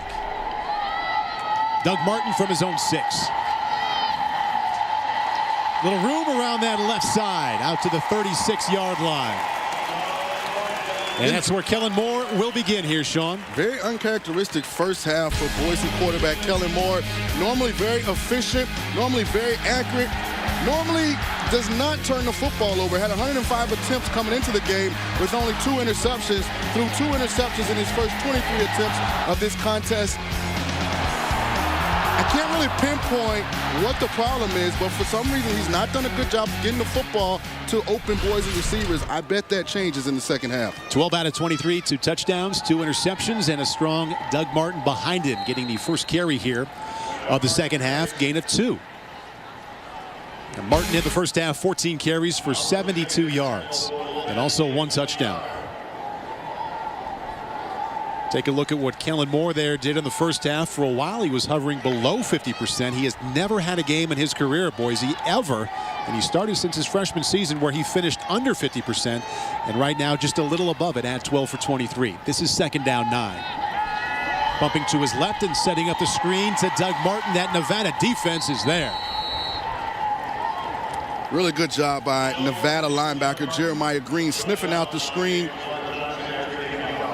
making sure that Doug Martin did not get an opportunity to get behind his blockers. If you see Jeremiah is over on the left side, he's going to fight through a Boise block and make a very good tackle on Doug Martin. James Michael Johnson also there, Nevada's active leader in tackles and also tackles for loss. It is now 3rd down and 8 Boise completed or converted 50% on third down in the first half. Off his back foot. Penalty marker is down. That pass is incomplete. Flag came raining in from the back end. Holding on the defense on the 23. 10-yard penalty. Down. Nevada did a good job of getting pressure on Kellen Moore, of forcing him out of the pocket. But Thaddeus Brown is flagged for holding on. Matt Miller, if you see, makes an inside stem, and right there, when you grab that jersey, the official's going to call that all the time. Matt Miller knew he had to deal with press coverage here today. That was a step beyond press there, Sean. But I think Nevada has the right game plan defensively for this Boise offense. I would really get up on the line of scrimmage and challenge this receiving corps. DJ Harper, the tailback behind Kellen Moore, now on 1st and 10. Play action. Kellen Moore looking deep, coming back underneath. And that's a heck of a catch. Well-thrown ball as well. And Mitch Burrows with the reception. Khalid Wooten with the coverage. Bronco gain of 8. Very good coverage by Khalid Wooten. Mitch Burrows is going to run a stutter comeback. Actually falls at the top of his route, but look at the ball placement. That ball is towards the line of scrimmage, away from the defensive back, so he cannot make a play on the football. And Sean, we've seen other spread offenses throughout the season that have just one personality. Boise State, the most impressive thing about them is that they can play at different tempos. Doug Martin around left side, all kinds of room. Doug Martin cuts back, breaks the tackle, touchdown Broncos.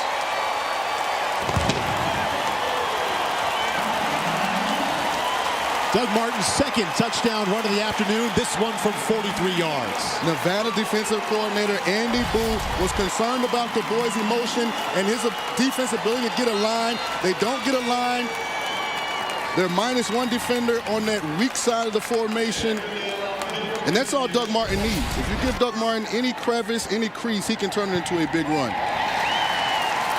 Broncos turn the cushion up to 27. Doug Martin, 2 touchdowns this afternoon, now over 100 yards. Boise's lead is 27.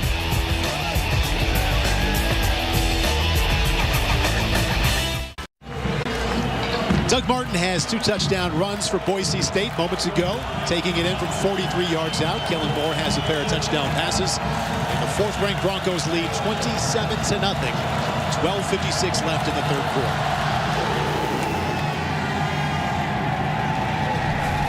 This is Duke Williams from a yard deep. Late penalty marker in as Williams gets out to the 20-yard line.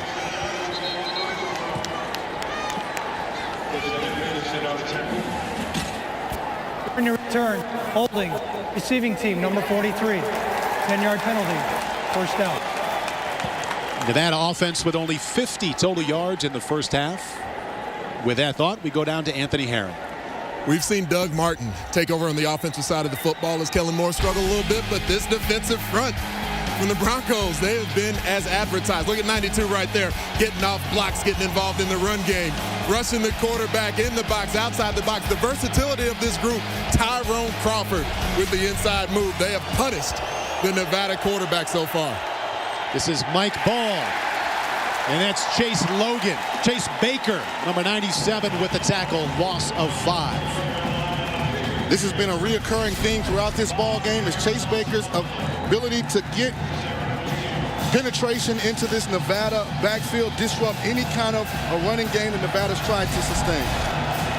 Passing game has not been there at all for Tyler Lantrip. In the first half, just 3 out of 11 for 8 yards, less than 1 yard per attempt. He also has 1 interception. Mike Ball remains the tailback here on 2nd down 15. Ball again cutting up in that Boise defense. Once again is there Shea McClellan, the senior, from his defensive end spot for a gain of 1. As much as I talk about the multiple personalities of the Bronco offense, their defense has just as many personalities. We've seen them go 4-3. We've seen them go 3-4. We've seen Shea McClellan go back into the box in that joker position. But now, at 3rd and long, let's watch him here, folks. 92 coming off the edge. You might be about to see a show. Nevada 1 for 9, converting 3rd downs in the first half. This is 3rd down and 14. Stepping up is Lantrip. Going down is Lantrip. Shea McClellan there once again. No gain.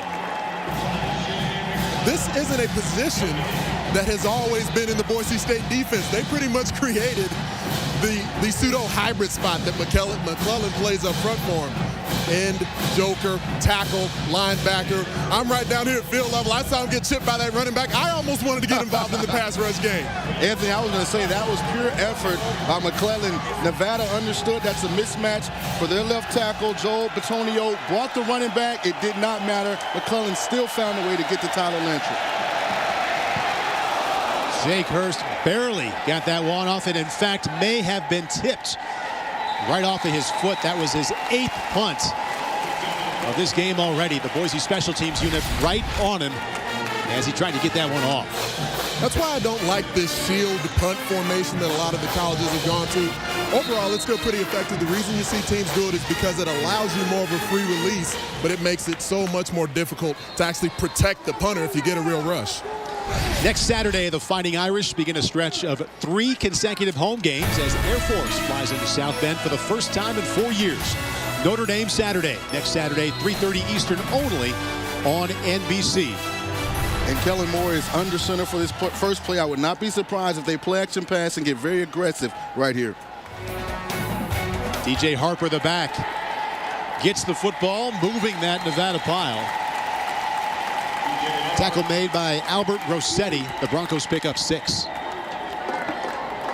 DJ Harper was talented enough a couple of seasons ago that Doug Martin, now the starting tailback, he with a couple of touchdowns and over 100 yards today, was moved to linebacker.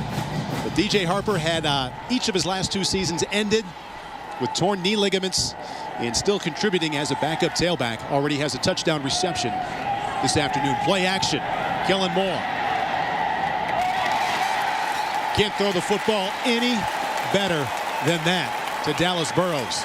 Somehow fits it in there. There's a late flag down. Khalid Wooten with the coverage, gain of 13. And Khalid Wooten is doing everything he can. When he's trying to be physical, he's grabbing jersey. You said it best, Paul. You can't throw the football any better than this. If you watch, Dallas at the top of that route does a good job of coming out. Look at that ball location right on the sideline. That has to be frustrating for a cornerback because that's really good coverage by Khalid Wooten, but it's even better ball placement by Kellen Moore. DJ Harper, the tailback, now on 1st and 10 from the 20. Harper with the ball around the right end, cutting it back up. Nevada defense is there. Duke Williams from his safety spot allows that gain to be only 3. The linebacker Jeremiah Green also there. As I watch it from down here right at the line of scrimmage, guys, I'm seeing these blue jerseys advancing on the defensive front of the Wolfpack, much more so than I did throughout the majority of the first half. The line of scrimmage now more consistently moving in the favor of Boise State. Second down, 6. Burrows in motion, play action fake. Moore wants to come back, does come back. Finds his tight end, Kyle Efaw.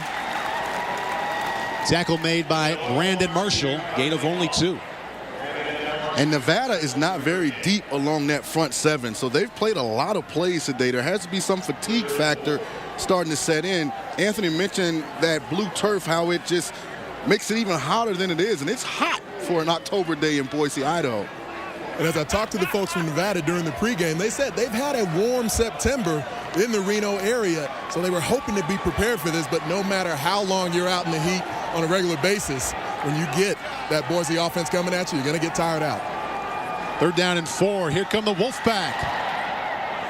Moore chased down to the pocket. James Michael Johnson forcing Moore to release that one early.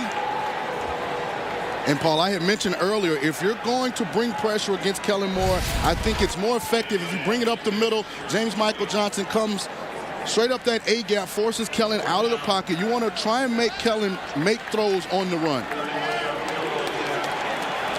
At Boise State's very first field goal attempt of the season. This is Dan Goodale from 31 yards out. He is now 1 for 1.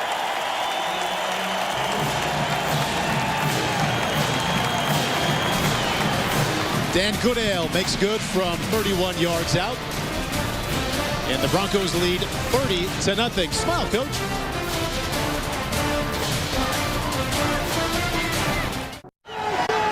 Fourth-ranked Boise State Broncos have scored on 4 consecutive possessions. The lead now 30. Broncos 30, Wolfpack nothing. 8:23 left in the third quarter. Trevor Harmon to kick off for Boise State. Back deep, a couple of defensive backs for Nevada. Khalid Wooten and also Duke Williams.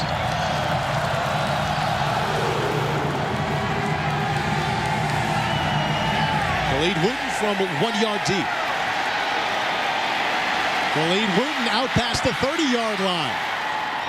Out to the 42. Excellent return for the Wolfpack. October 15th on the mountain. Mountain West football kicks off at noon Mountain Time when UNLV and Wyoming battle in Laramie.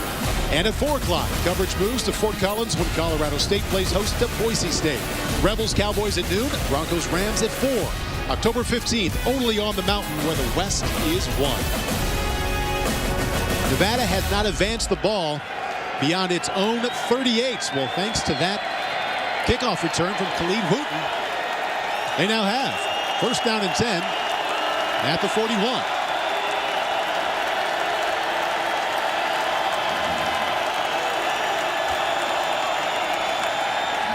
Landtrip to Anderson. George Iloka there in a heartbeat. Incomplete. It'll be second down 10. That is a long throw. For potentially a short game. The risk reward on that throw to me is just not worth it. And very interesting. Can this Nevada offense, now that they finally have some breathing room, they have better field position, can they put a couple first downs together and get something going? Tyler Landtrip right now just 3 out of 12 for 8 yards. Second down 10 with Mike Ball behind him. Shane Anderson in short motion. The fake to Anderson. Landtrip under pressure again, sidestepping Broncos and flipping it out to Rashard Matthews. Incomplete. Jamar Taylor with the coverage. We have a penalty marker on the 35-yard line. Roughing the passer on the defense, number 90. Led with his helmet. 15-yard penalty. Number 90 is Billy Wynn. And this is on Billy Wynn. And Tyler actually does a good job of avoiding the initial Boise defenders, but as he releases the football, Billy Wynn's going to come in just a little bit late and put that helmet right there under the chin strap. That never felt good as a former quarterback. I'll tell you what, it feels good for Tyler Landtrip to set up shop inside of Boise territory. The Wolfpack right now scoreless at the 8:01 mark of the third quarter, trailing by 30. Mike Ball remains in at tailback. Ball with the carry. Nice gain out across the 40-yard line. Wolfpack gain of 5. That's how their offense has been its most effective this season. The last 2 games where you've seen Mike Ball have 27 carries, upwards of the mid to upper 20s in carries, well over 100 yards in both of those contests. And their opener against Oregon, before he was the starting running back, only 14 carries, 99 yards. Didn't have nearly the offensive output in that contest. Well, last week against Texas Tech, a strong outing, 27 carries for $139. Landtrip puts the ball on the turf. It's still on that blue turf, and the Broncos have it.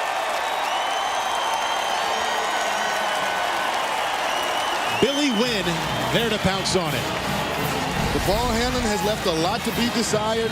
And Paul and Anthony, what you see right here is indecision. Tyler Landtrip cannot decide if he wants to pull the ball, if he wants to keep it or pitch it. And by the time he made up his mind, good play. Ball stripped by Boise George safety Iloka. George Iloka. And that has to just frustrate Chris Ault like no other. He mentioned to us before the game that he's been very frustrated with the inconsistency offensively, and that's what's really reared its ugly head today. Ball given right back to Kellen Moore. And the star tailback of the day, Doug Martin, who already has 117 yards and a couple of touchdowns. Trying to add to that, fighting to stay on his feet, putting the shoulder down. Strong running by Doug Martin to pick up 6 yards. Tackle made by Kalen Burnett.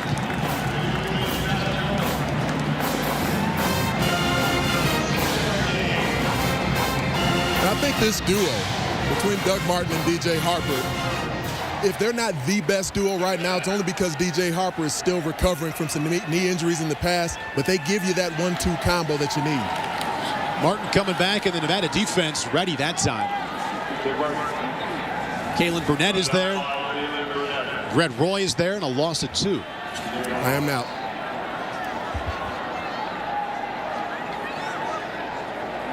Anthony mentioned the combo of Doug Martin, DJ Harper. Right now 23 carries for 133 yards and contributing 3 touchdowns to the Boise effort. Doug Martin getting both scores on the ground.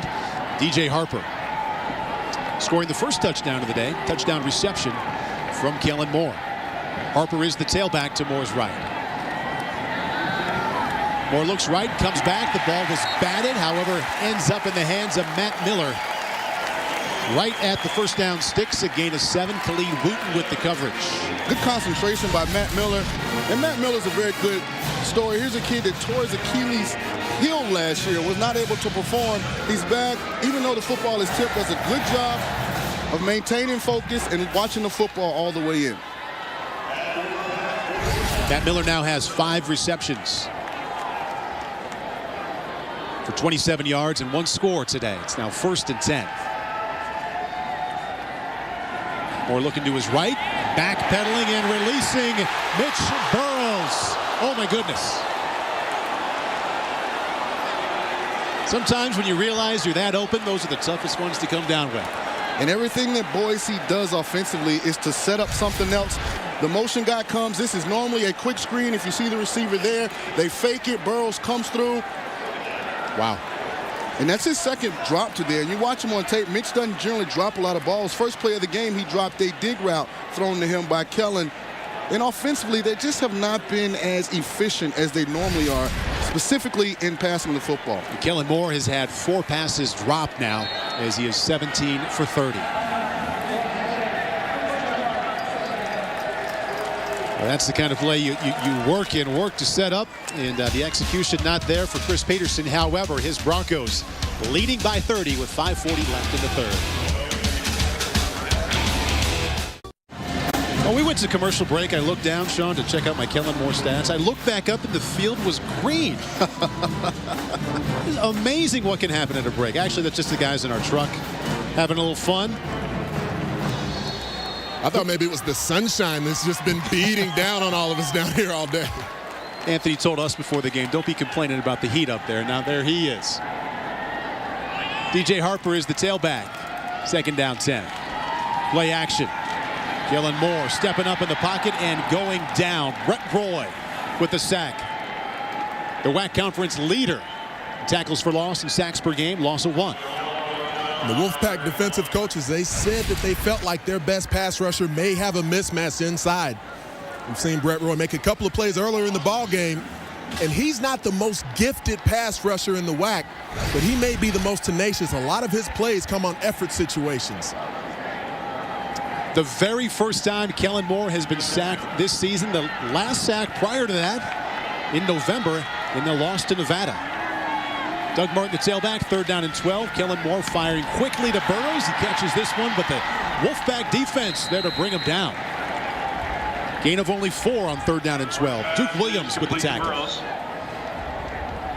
Got to respect the way that Nevada's played defense in this game, because the beautiful mind of Kellen Moore, he normally figures out a defense even if there's stretches in a ball game where they may struggle.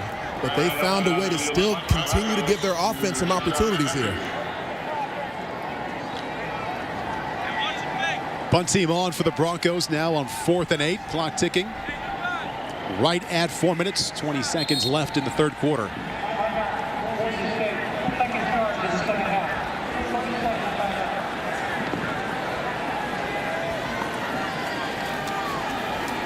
Boise State's many. Kellen Moore now on the phone, getting some offensive things figured out. They really arrived on the national map, and again, to many people back in the 2007 Fiesta Bowl with the way they came back against Oklahoma, Sean. Not just the fact that they did, but the trick plays, the timing of them, the perseverance, and eventually the victory. Put the Broncos on the map nationally, not to Chris Peterson, but to many, many college football fans, that was a huge, huge night for the Boise State program. That was an unbelievable college football program. And what really stood out in my mind is nationally, you still had not been exposed to Boise State at the time. So they were still the real underdog. They were the new kid on the block, and they came through. Chris Peterson says to everyone who says that was the night you arrived, what have you been watching? We've been doing this for a while. Rashard Matthews, fair catch at the 15-yard line. Nevada defense continues to hold its own. We'll see if the offense can step up, trailing 30-0. Tyler Landtrip, the quarterback for this Nevada offense, looking to get something going, trailing 30-0. Up to this point, 36 plays and only 49 yards.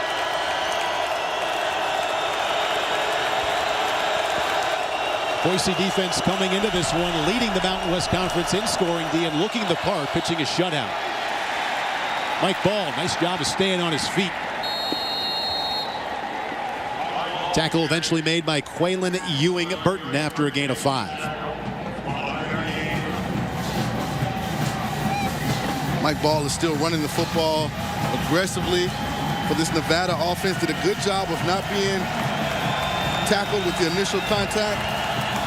And right now, if you're Nevada offensively, you're looking for anything. You just need things to try and get something going. Landtrip off the play action. Nice pocket there, stepping up. And wide open to Corbin Laux, who somehow got that free down the right side. By far the most positive offensive play for Nevada yet. Gain is 30. And as you see, he runs like a little wheel route and just kind of gets lost in the crowd. And George Iloka doesn't get over quick enough. Big play Nevada offense. Tyler Landtrip to Corbin Laux for 30 yards out to the 50. 1st and 10. Landtrip keeps it himself, finds a gap, spinning out to the 38-yard line. He's had to follow up a passing gain of 30 with a run play of 8 yards. Tackle made by Ewing Burton. Tyler Landtrip is a more nimble guy than he probably even gives himself credit for. Normally when you watch him run this read option, there's opportunities for him to run the football, as I've seen so far this season watching this guy on film. He doesn't take advantage of the quick feet that he does have. He's not Cody Fajardo, their freshman backup, but he can gain some yards on the ground.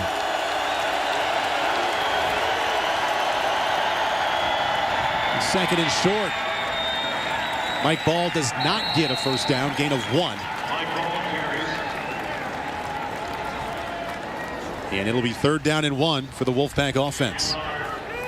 And this is definitely 2-down territory for this Nevada offense. I would not be surprised if they try some kind of play action and try and get the football down the field to one of their wide receivers. It's been a while since we've mentioned Rashard Matthews, a standout Wolfpack wide receiver. Now this is 3rd down and 1, but so far with that offense 1 for 10. 3rd down conversion opportunities. There's the run game. Just enough for a Wolfpack first down. Gain of 2. Tackle made by Byron Hout. And think about it if you're Tyler Landtrip, where you're a senior quarterback who's been behind one of the most statistically spectacular quarterbacks college football's ever seen, and now you've finally gotten your opportunity to play. Even a moment like this, where you're down so big in a ball game, you know his blood's just boiling. He still wants to try to make plays here. 1st down and 10 from the 39. Faking the option, pulling up to fire. And that's an excellent catch by Rashard Matthews. Gain of 12, coverage provided by Jamar Taylor. Good job of a right-handed quarterback in Tyler Landtrip rolling to his left.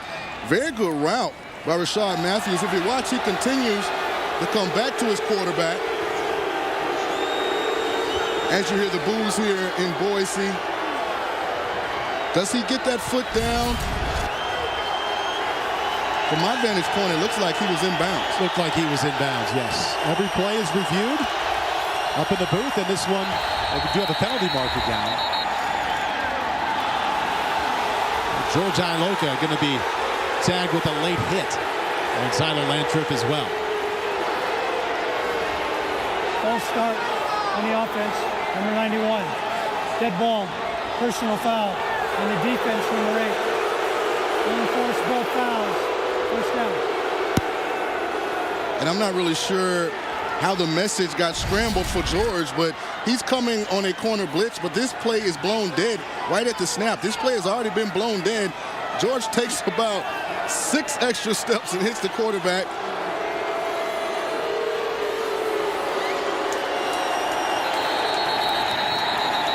Yeah, you can hear from that replay, the whistle blew a long time before George Iloka got to Tyler Lantry. That's Stephon Jefferson spinning. It's Byron Hout there. No gain, Wolfpack. And another late flag.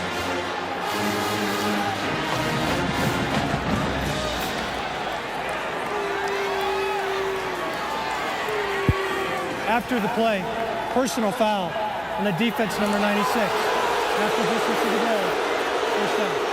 Number 96 is the senior defensive end, Jarrell Root. And I know Chris Peterson talked about this game not being about revenge and them not wanting to get back at Nevada, but the game's getting a little chippy. These two teams have played so many times, there has to be a dislike between the two.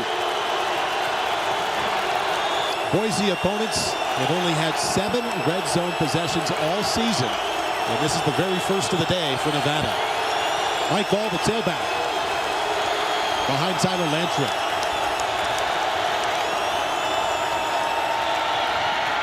Ball inside the 5-yard line to the 4. Gain of 4. Tackle made by Ewing Burton. 10 seconds now remaining in the third quarter. Wolfpack offense going to let those final seconds here of quarter number 3 tick off the clock. Wolfpack offense coming alive and knocking on the door. We've played 3. The 4th-ranked Broncos lead the Wolfpack 30-0.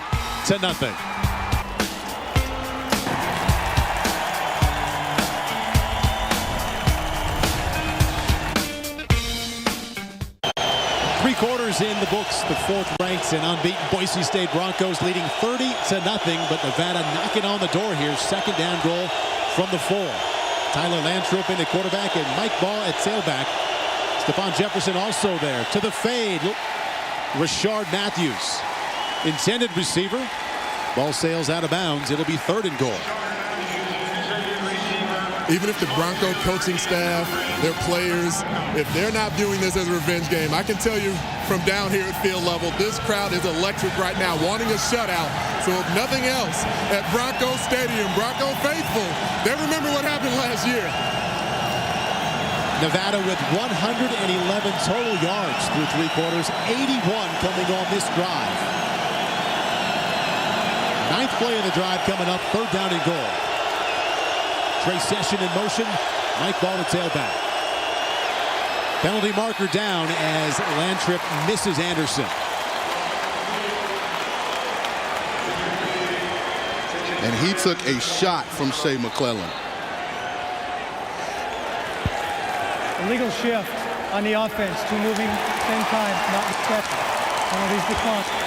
4th down. When they get in 3rd down situations, Boise likes to stand Shea McClellan up in different spots. And as a quarterback, that hurts. That does not feel good. You feeling that one? Tyler Lantrup has taken some shots today. So Alan Hardison on to attempt to erase that big old 0 on the Nevada part of the scoreboard from 21 yards away.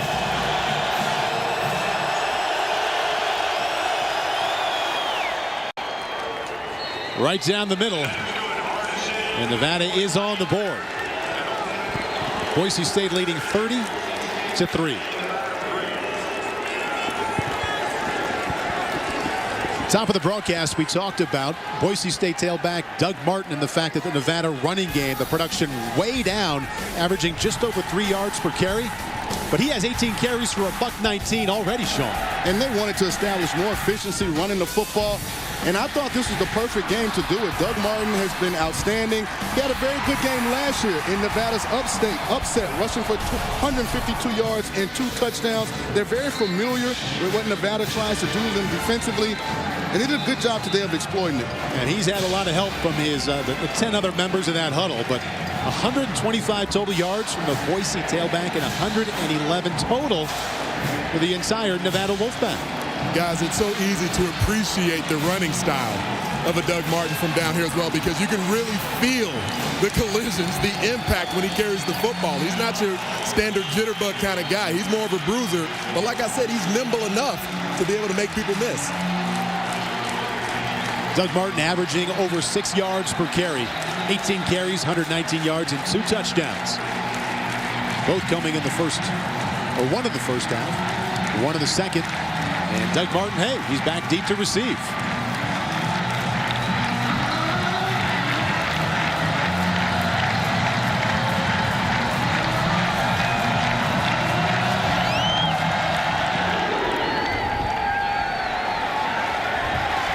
Martin from his own 4.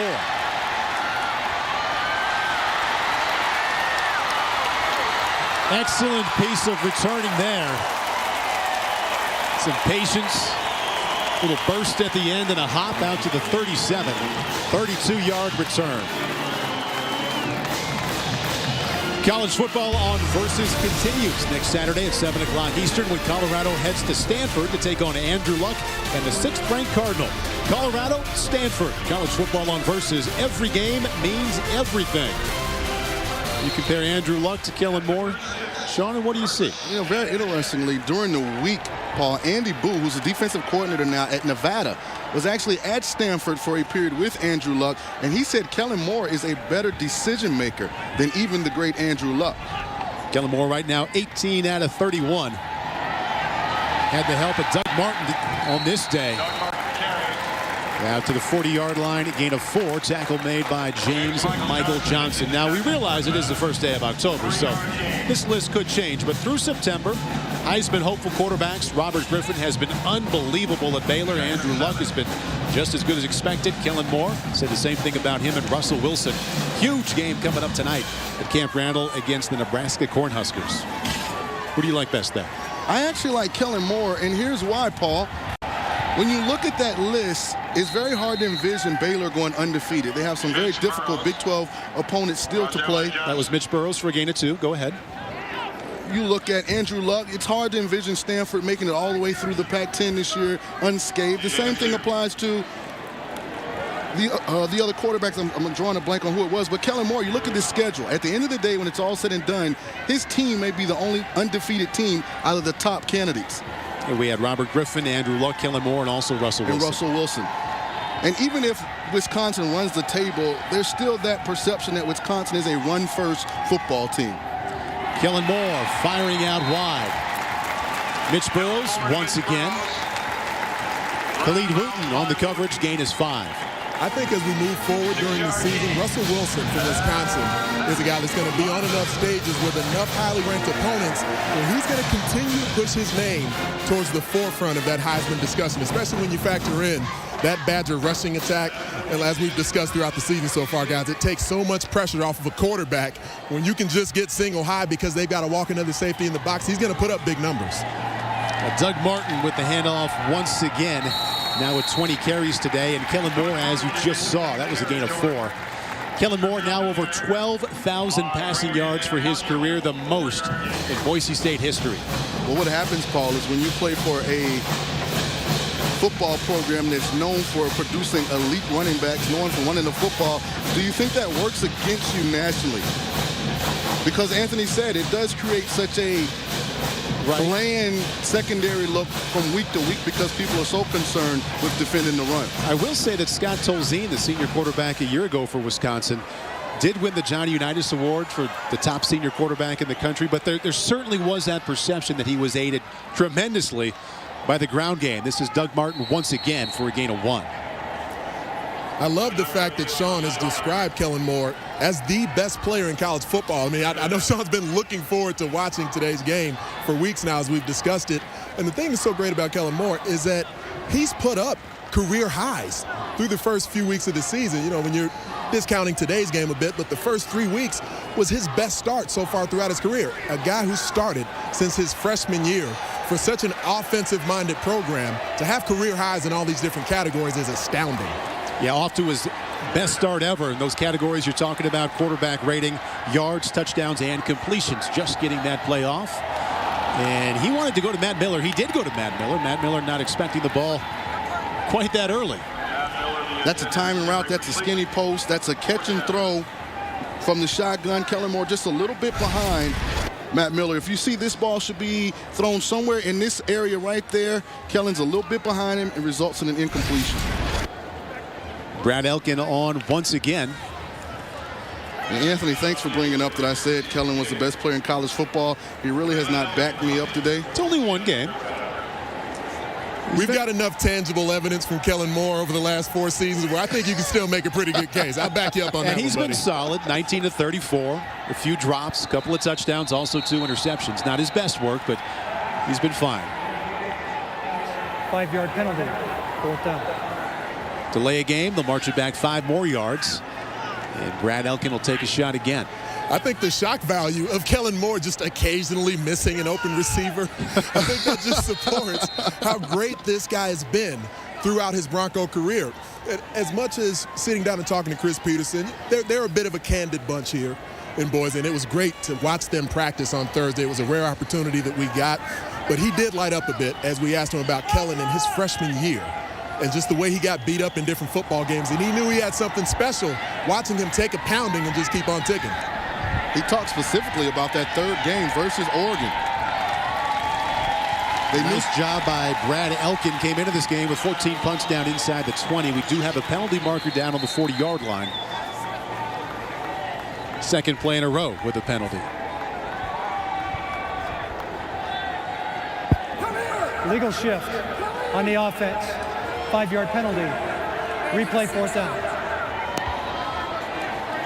A legal shift will negate an excellent job by Brad Elkin. Had that one pinned inside the 10-yard line. 2 penalties in a row in special teams. Any coach in the country will wear that face. Kind of a sloppy performance today by Boise. You know, offensively, they've missed some opportunities to make some big plays. Defensively, they've had some personal fouls, some late hits, been kind of chippy. And the special teams, even though Doug Martin's been very good in the return game, has had their issues as well. 7 penalties so far at this early point of the 4th quarter for Boise State.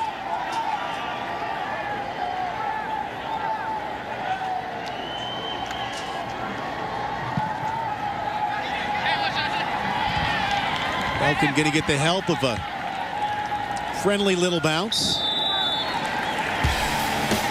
The punt is 44 yards. And the lead of the Boise State Broncos is 27. College football on Versus is presented by Foster's Australian for Beer and by Geico. 15 minutes could save you 15% or more on car insurance. Visit geico.com for a free rate quote. And we have a change at quarterback for Nevada. Mason Magleby, the freshman. No carries, no passes. So he's not a freshman. This is his first appearance. And that's a freshman sort of play for the junior. Mason Magleby on his first play out to the 20-yard line, gain of 4. J.C. Percy with the tackle. And Tyler Landtrip failed to move this offense, Anthony, so now we get a look at the junior. And this is not how you draw it up as your first play at quarterback, but a good job by making the catch and then making something positive happen.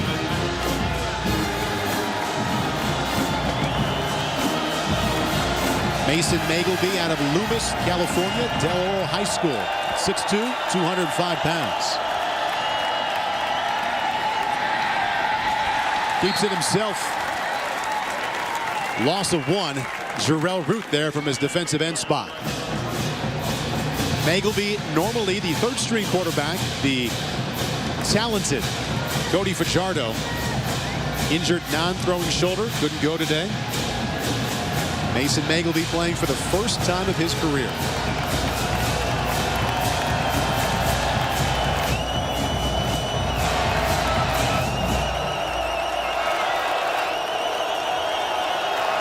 Third down 7. Broncos bring 5. They get to Magleby. Jay McClellan, the blitzer. Loss of 8. This defensive front from Boise, they're basically pulling a Satchel Paige in today's ball game. They said linebackers, defensive backs, you can have a seat. We're going to take care of it up front, and they have done that all day long. And they get very creative with Shea McClellan on third down. You've got to identify where he's at and set your pass protection based upon 92. Jake Hurst back to punt for the 9th time this afternoon.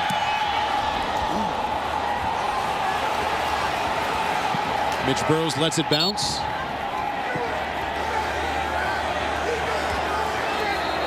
Now we do have a penalty marker on the goal line. Hit the plant leg. 15-yard penalty. First down. Chris Peterson is going to be very disappointed in George Iloka. He's going to get a roughing the punter. You see he comes in late, ends up at the feet. On top of the roughing the passer he got for hitting Tyler Landrum after the whistle. A couple very uncharacteristic plays for the starting safety from Boise. So Mason Magleby will come right back on the field for his second, or to lead his second career possession here for Nevada. Tyler Landrum taking a seat after going 5 for 17, 50 yards, 0 touchdowns and 1 interception. Mike Ball remains the tailback behind Magleby. And here's McClellan. You better account for him. Magleby keeps it himself, and down he goes. From his end position, that's Tyrone Crawford, lost to 3.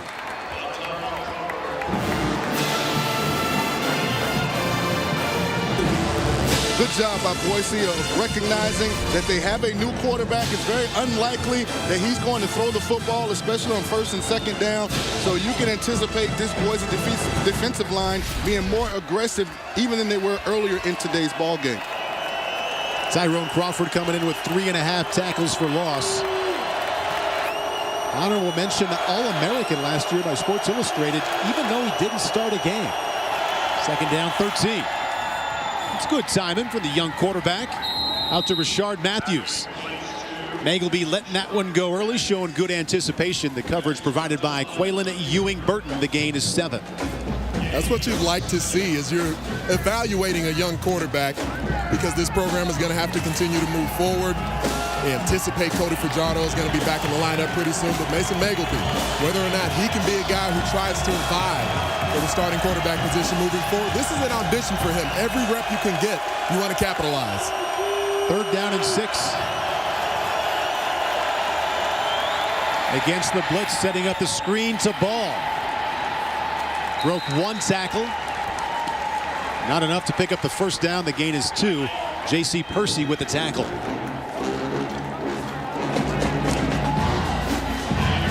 Boise defensively is so well coached. They understand down and distance. They recognize they have an inexperienced young quarterback who's not played a lot. Definitely be aware of that screen pass on those third down situations. Good job of rallying to the football. Boise defense steps up one more time. Stops Magleby again, and Jake Hurst is back on to punt. Last time he was roughed for 15 yards, giving the ball back to the offense. This punt is off, and it is a good one. Landed out of bounds as Mitch Burrows just let it land. Boise offense will begin inside its own 10. Chris Peterson's 4th-ranked Broncos lead 30-3.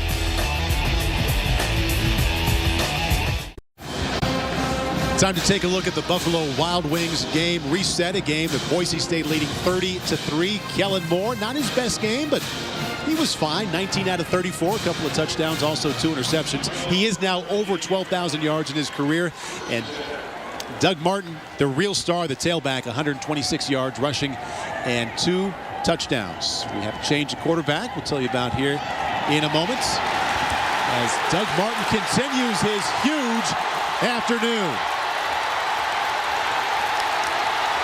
Doug Martin in a foot race for the end zone across the stripe. We do have a penalty marker on the play. Unfortunately for the Boise State home crowd here, this one's going to be called back for offensive holding. Holding on the offense, number 87. After distance to the goal. First down. Number 87 is Gabe Linehan, the tight end. Gabe Linehan is in motion. He's trying to seal the edge. Don't know about that one. We were told by this coaching staff that there's a certain degree where they were resting Doug Martin a bit, not wanting to use him up too early in the season. Starting to see that additional gear that's maybe been missing a bit. Hey, Doug Martin already had 126 yards. Rushing would have been well over 200 and 3 touchdowns without that hold from Gabe Linehan, but it all comes back. And the quarterback change, Kellen Moore takes a seat. Joe Southwick, number 16, the sophomore, who was 6 out of 8 this season, 1 touchdown, 0 interceptions, 6 carries for 14 yards. Joe Southwick making his first appearance here today. More positive yardage for this Boise State run game. DJ Harper around the left side, gain of 16, tackle made by Charles Garrett. And Paul, Thursday we got the opportunity to watch Boise practice. Anthony alluded to it earlier. Joe Southwick can really throw the football. I was very impressed by the velocity and the accuracy with which he threw the football.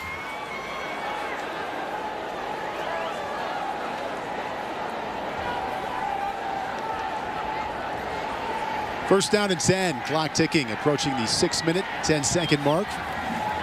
From the 20-yard line, Joe Southwick, the sophomore quarterback. Pounding it underneath, another Boise first down. That is the brother of Kellen Moore, Kirby Moore, for a gain of 20. Late flag. Gain of 20 yards. Flag was thrown.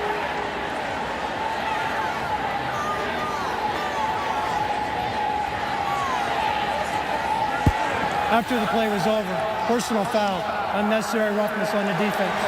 15-yard penalty. First down. Impressive play by Joe Southwick, the sophomore quarterback. One thing you want your quarterback to do is be able to recognize pressure. Understood where the pressure was coming from, saw that Kirby Moore was going to be the open receiver, made a nice catchable pass. Good job by Kirby after the catch of getting more positive yardage for this Boise offense. Kirby Moore came into this one, 8 catches, 75 yards, and that one good for 20. Boise now operating in Nevada territory. Another. All start on the offense. Number 80, 5-yard penalty. First down. Now 10 penalties for Chris Peterson's Broncos. Might be a coaching point this week. Maybe. From our conversation with Chris yesterday, I don't think he'll be too satisfied. Even though they're winning, he'll take the win, but there probably could be some corrections occurring at this Boise facility tomorrow. One of the most interesting things I found from practice the other day was they had the players in even more of a game situation than you would normally practice on a Thursday. They even went to halftime where he had the 2 deep into the locker room just to try and simulate that atmosphere that they're going to be in throughout the rest of the season on Saturdays. DJ Harper cutting back, and that is no gain. Precision has a lot to do with this Boise State program, and that is correct. 7:47 in the morning, the Broncos out here. This is this morning. It's game day. Not even 8 o'clock yet. Chris Peterson carried his coffee around. A little bit of yawning. Kellen Moore, his usual laid-back self, just wanted to go through a little final walkthrough on game day. Make sure the guys are up early. I had a chance to talk to Titus Young, who's now with the Detroit Lions. He's a second-round draft pick for them. And I asked him about Chris Peterson, and he laughed about Coach Pete, as he called him, bringing his own swag here to Boise. And he said the way he meant it was bringing the efficiency, the effectiveness, really trying to hone in on the finer points of being a football player and being a man. And Titus Young is a guy who spent a bit of time in Chris Peterson's doghouse, but he said it's made him a better individual as he moved forward at this point. Doug Martin with the reception. Duke Williams tackle for a loss of 2. Most wins since 2006. Top of the list. Chris Peterson leading the way ahead of Gary Patterson, Bob Stoops, Frank Beamer, and Les Miles. Nobody has done it better. When you look at just raw wins and losses, and Chris Peterson here at Boise since 2006. And the top 2 guys on that list are both head coaches in the Mountain West Conference. DJ Harper, the tailback here on 3rd down and 17.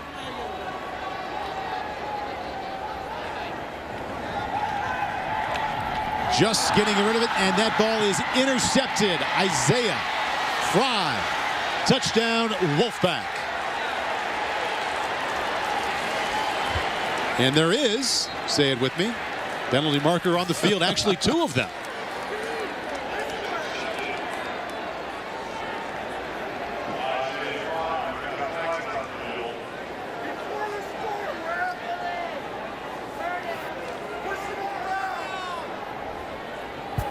There's 2 fouls against the defense. Personal foul, unnecessary roughness on a defense, number 52. That penalty is declined. Personal foul, roughing the passer on the defense, number 52. Hit the quarterback in the face mask. 15-yard penalty, 1st down. This was a rough sequence of plays for Joe Southwick. Throws an interception. That's bad enough as a backup coming in the game. Gets hit in the face mask. Now watch as he gets up to go and run and try and make the tackle on Isaiah Fry. Oh. The first thing they teach you when you become the quarterback that's actually in the game is when you throw an interception, look out. Look out. Those guys' eyes light up. That's James Michael Johnson. Flagged for that contact. And instead of an Isaiah Fry pick 6 from 50 yards out, it's 1st down and 10, Boise State. I must admit, I've done that a time or 2, guys. If we're going to have a little confessional here, I've been guilty of that. Were you flagged for it? Occasionally. DJ Harper, the tailback. Anthony, I'll say this. I've thrown my fair share of interceptions. I have absolutely no tackles. Gain of 5. Boise State inching its way to a 4-0 record. Right now ranked number 4. And here's what the Broncos have coming up. At Fresno State, that's a Friday night game. This coming up Friday night. That'll be a good one. Then Boise State begins Mountain West Conference play at Colorado State. We look forward to coming back here to see them play Air Force. We'll also be back for the big game against TCU that 2nd Saturday in November. DJ Harper once again. Loss of 1. One of the other nuggets I got from Titus Young earlier in the week is he was a guy who was recruited by several of the Pac-12 universities. He was a pretty big recruit. And he said at the point where he was coming out of high school, as opposed to going to one of the other major universities, one of the more nationally renowned programs, he decided to come to Boise State because he wanted to win. And he said it was that simple. They had proven themselves at that point as a winning program, and he really appreciated what Chris Peterson was doing as a head coach. He said he came here because he wanted an opportunity at victory every Saturday out. And there's been 10 straight senior classes here for Boise State that have won 40 games or more. 3rd down and 6. Working the option to DJ Harper, leaping, but leaping out of bounds. Tackle made by James Michael Johnson, gain of 2. Chris Peterson telling us on Friday, he tells recruits it's different here. Having a bad day is not okay at this place. We're going to be relentless in coaching you in a positive way, but it'll be the hardest thing you ever do if you do choose to come here. I think when you hear the guys that have already gone through the program who've left, they all have good things to say about Chris Peterson, and I think that's the most telling point. Well, he's going for it here on 4th down and 2. Option again to DJ Harper, cutting back. And that is no gain. Brett Roy there to finish him off. Nevada offense back on the field. Boise State by 27.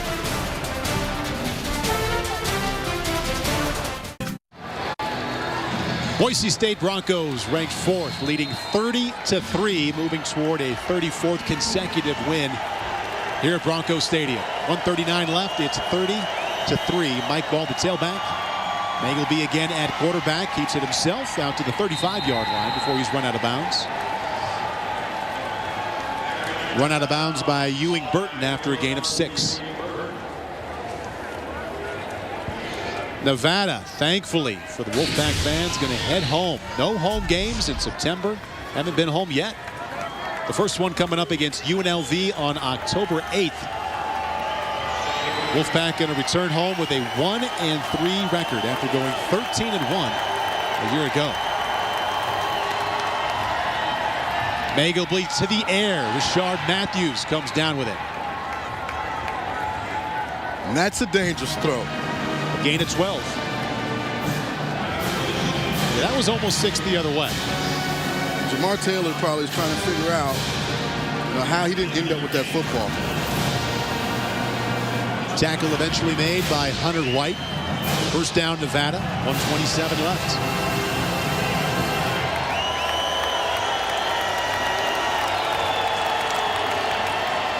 Magleby keeps it himself. Loss of 1. You get the feeling that this Nevada offense is just waiting for the opportunity to turn the reins over to Cody Fajardo. Couldn't play today with the injured left shoulder, but a lot of excitement about that young man inside the program. Well, there's a sense of loyalty to Tyler Lantrip, a kid who's been there, 23 years old, has already graduated, waited his turn behind Colin, but I think Fajardo and his skill set fit what Chris Ault is looking for. Magleby to Rashard Matthews. This will be a touchdown. Wolfpack, 52 yards out. However, if Mason proves that he can do that on a regular basis, he may be in the conversation for quarterback here at Nevada as they move forward. Also, good job by Matthews here. He's going to run a slant route. Look at the ball placement in between 3 Boise defenders. High level of difficulty on that throw. Mason made it look very easy. Mason Magleby with his first touchdown pass of his college career to Rashard Matthews, who now has 2 touchdowns this season. Nevada scores its first touchdown of the day. Mason Magleby to Rashard Matthews. It's 30-10.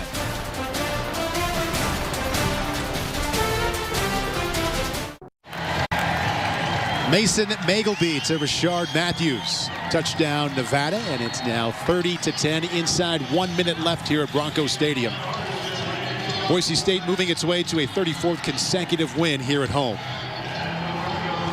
Allen Hardison set to kick off for Nevada. Back deep, Doug Martin. No rest today for the star of this Boise State offense, playing special teams here at the end of the game too. And playing it pretty well out across the 30-yard line. Now, Boise defense not so good on that last play, but allowed only 182 total yards today. Had 12 tackles for loss and also forced 2 turnovers. It's a good day's work for Chris Peterson's defense. They've been in that Nevada backfield throughout this entire ball game. That front 7 came in and really dictated the tempo. They controlled the line of scrimmage, really made it difficult for Nevada to get anything going offensively. Still in at quarterback, Joe Southwick for Boise State. Every quarterback's favorite formation in play, just take a knee and let that clock run. The old victory play.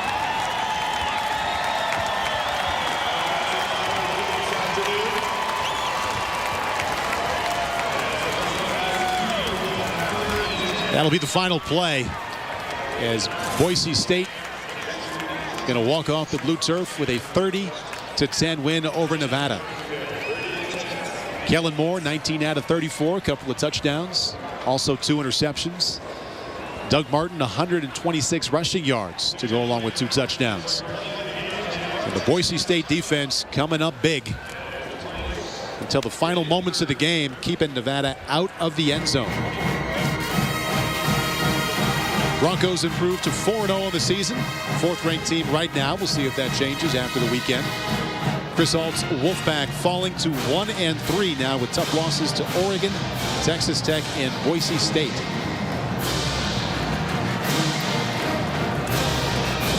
And here's our Anthony Herron with Boise State head coach Chris Peterson. Chris, you guys have set such a high standard here.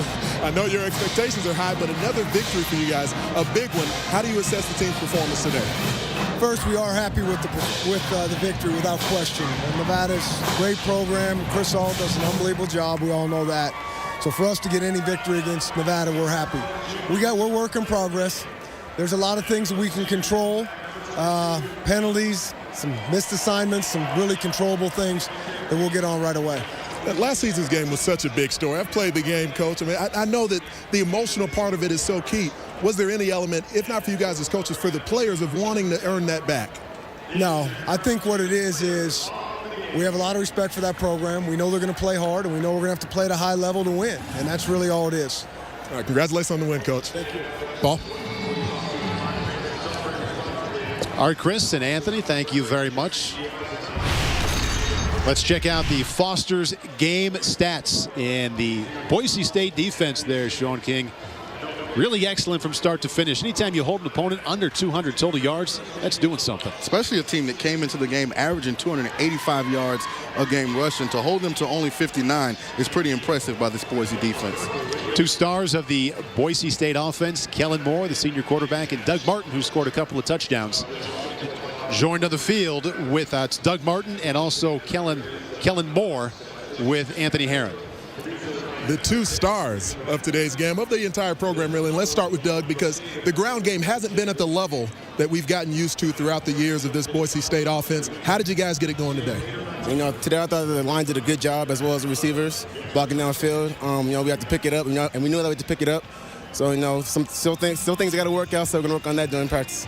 And your coaches alluded to maybe getting you going a little slowly, maybe resting you a bit to make sure you're ready for conference schedule. How does your body feel at this point? No, my body feels fine. You know, it all comes with, you know, just making sure that you take care of your body during practice and after practice. So. Thanks a lot, Doug. Thank you. And going over to everyone's All-American, Kellen Moore. A little bit of an uncharacteristic, especially first half for you. Don't normally see you miss any open wide receivers. Why did it take you guys a bit to get started in the passing game? Yeah, it wasn't as pretty as we'd like it to be. Certainly there's some things, you know, we got to learn from, get, you know, examples of what not to do, and, you know, it'll come with practice, get better, improve on these things, and move forward. And we know you as a soft-spoken guy, quiet, but everyone talks about the coaching instincts that you have. What do you need to do with this team, and how are you going to treat this in practice this week to continue to improve? Yeah, we just need to continue to execute throughout the drive. You know, certainly it's easy when drives are 2-3 plays, but, you know, when those things drag along, you got to continue to get first downs and move it down the field. It was fun on the sidelines today, guys, watching Kellen Moore push his teammates. Kellen, Anthony, thank you very much. The final score, Boise State 30, Nevada 10. 34th consecutive home win for the Broncos. Now we go to Liam McHugh in our New York studio. So long from Boise.